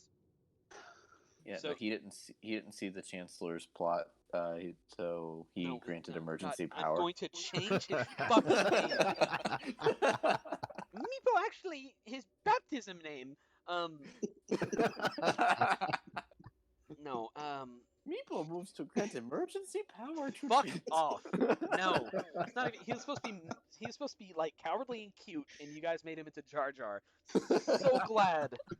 Oh God, you guys are assholes. How are we doing on time? It's 11. I just want to check. I probably should call it relatively soonish, but I can go until we hit a good stopping point. Okay. I mean, this isn't a bad stopping point. This isn't bad, no, but I mean, Especially if we plan on playing tomorrow. yeah. If that's an option that we can entertain. I think we can go a little bit longer because I think I have some. Let me just double check what these rooms are real quick. You can Yeah. go through there. You can deal with this. I you can just deal have with to be that.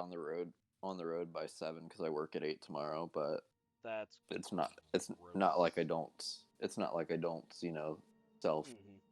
self torment myself by staying up till like 11 or midnight anyway. But yeah, I was gonna say, and like not only that, but also it's like you.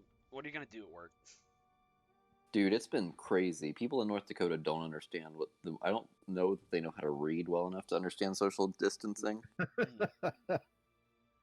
Like, it's been crazy, and we actually have travel restrictions that there's like 25 states that if you visit, you're not allowed to leave your house when you get back. Damn. And like and the big one is Arizona, and a lot of people have their snowbirds, so they go down to Arizona. They have their winter homes down in Arizona to get rid of, so they don't have to deal with fucking North Dakota winters. Yeah, Brandon told me about the Canadian snowbirds. I'd never heard that term until he mentioned it. Yeah, so our snowbirds are starting to come back, and most of our snowbirds are in Arizona, which is a travel restricted state right now. Right. So I feel like we should legally- have set up lines of stakes and then raise them when they come back, so they'll get fucking impaled. Yeah, really. No, so legally they are not actually allowed to leave their houses, but nothing really fucking stops them. I heard that the Canadian border, they shut it down to Americans, obviously, but they were turning people around and giving them wellness kits. That sounds pretty Canadian. I don't know shit about Packages that. of toilet paper and tissue paper and hand sanitizer. I was I like, have what the fuck? no idea. I'll just take your word for that. Yeah, Brandon's an Ontario boy. I don't know if Ontario's on the border or not. Well, I know Ontario. Oh, yes, we are. Okay, I know But- Ontario's big, but still. Yeah, they're on the civilized part of Canada, though. I think this was closer to like Vancouver and stuff like Yeah. that, but still, it's Yes, like Vancouver, the cocaine capital of the world. because I'm just south of Saskatchewan. Alrighty. I am further east than that. That explains why it's midnight here, not over there. Oh yeah, you're an hour ahead of us. That's right. I'm almost mountain time. Like I'm about an hour. I'm an hour east of mountain. So Ah. before we get too into quarantine talk, so Meepo leads you guys to the east, and takes you up the junction up north, and that brings you to this room. Dust and odd bits of stony debris and rubble lie scattered on the floor. An ornate fountain is built into the eastern wall. Though cracked and stained, the fountain's overarching carving of a diving dragon retains its beauty. A relief-carved stone door stands on the western wall. So, the room that you're looking at is the room that is basically directly north of the big circle in the southeast, besides like the hallways. Okay. I'll make a quick perception check just to size up this place. It feels a little too empty. Okay. Yeah. Roll me perception, please. 8. Let me see here. Okay, as you're checking out the fountain, it kind of feels like the door that you messed with earlier. And as you do this, your foot depresses a small stone that's directly in front of the fountain, I did find something. and you hear a latch being unleashed, and from the ceiling, oh god, I need to Rip. fucking. I gotta say, just give me a second. Oh god, I know exactly what I'm gonna do here. If we're gonna meme Start about, writing up a new character. well, I don't know about all that, but if you're gonna meme, you're gonna meme right. Oh god damn it! I always forget. No. Yeah. So you're investigating this fountain, and pretty innocent young dwarf you are. You're like, oh, it's stonework or everything. It's not a big deal.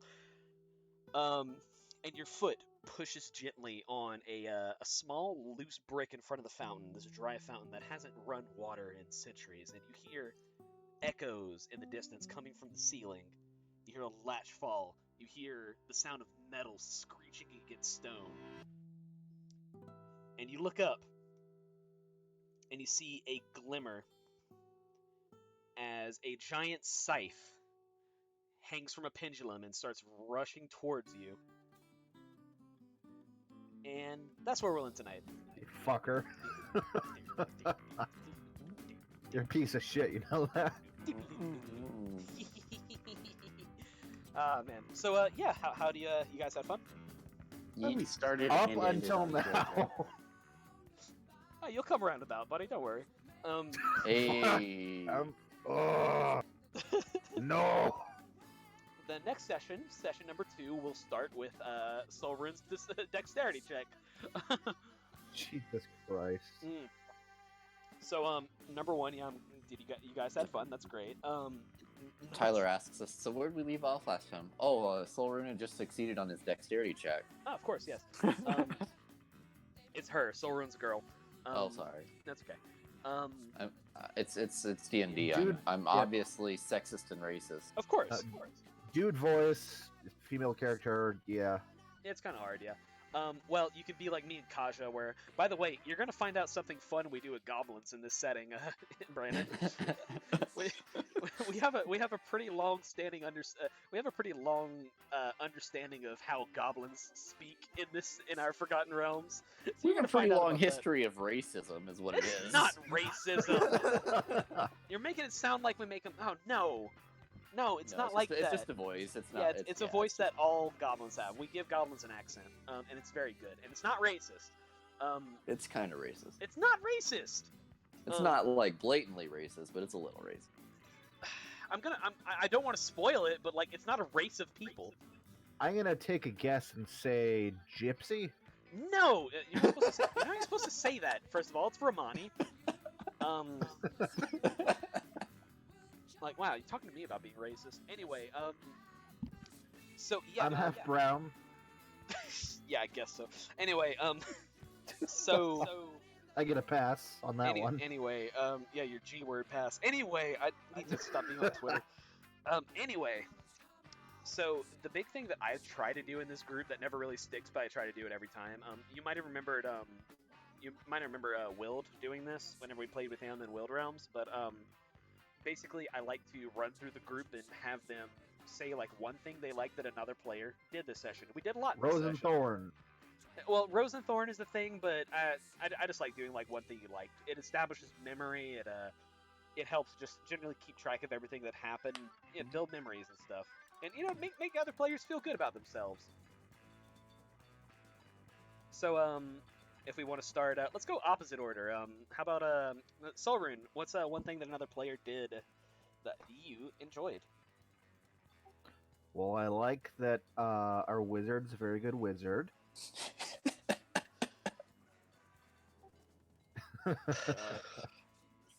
This is gonna be good. This is good. I already like this party dynamic a lot.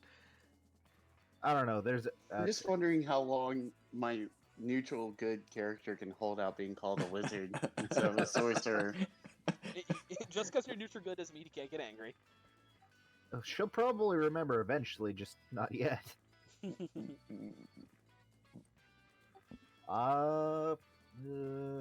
really think of anything beyond that. It's all good. Nobody that's fine. did anything good. It's fine. It's fine. Morven. I'm so glad we don't monetize these videos because Yes was gonna tear me apart for having this song. Let's go with.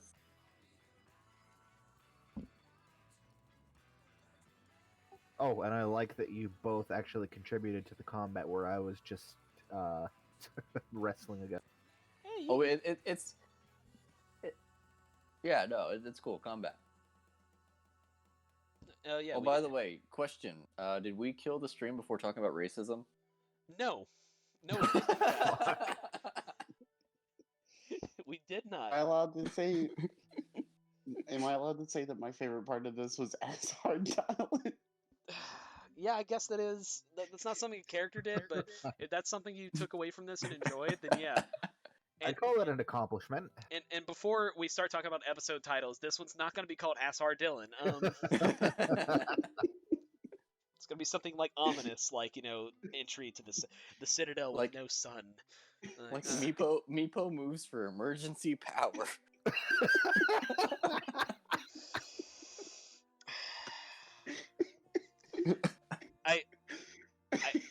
I think Meepo Makes a Motion is a good episode title. So, Jesus. No, I like that we're just kind of all like, fuck it, we'll take up another tag along, like another side quest that we're completely like.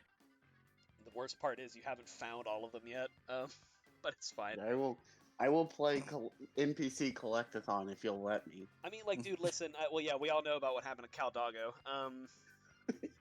Legendary loved mutt that we all treasure and adore. No, that's the thing. I wrote like all the companion NPCs before we had Brandon, who, by the way, again for us listening in the future whenever reviewing this, Brandon joined this. I messaged him like less than an hour before the session started and was like, "Hey, make a character if you want to run with this," and so we did. He made Solrune in like less than an hour, and I'm glad he did because it's fun playing D&D with you, buddy. Yes, I had fun today. Thank you. You're welcome. And I was gonna say, Sunless Citadel, won't be the end of this. I think it depends on like how. I think because we'll talk more about that off stream. But yeah, basically this has been the first entry of the Sunless Citadel, and tomorrow our heroes will encounter their first real dangers. I think in the dreadful Sunless Citadel. So yeah, thank you, future us, or whoever tuned in, because there was like one person who listened the whole time through. So yeah, that'll do it.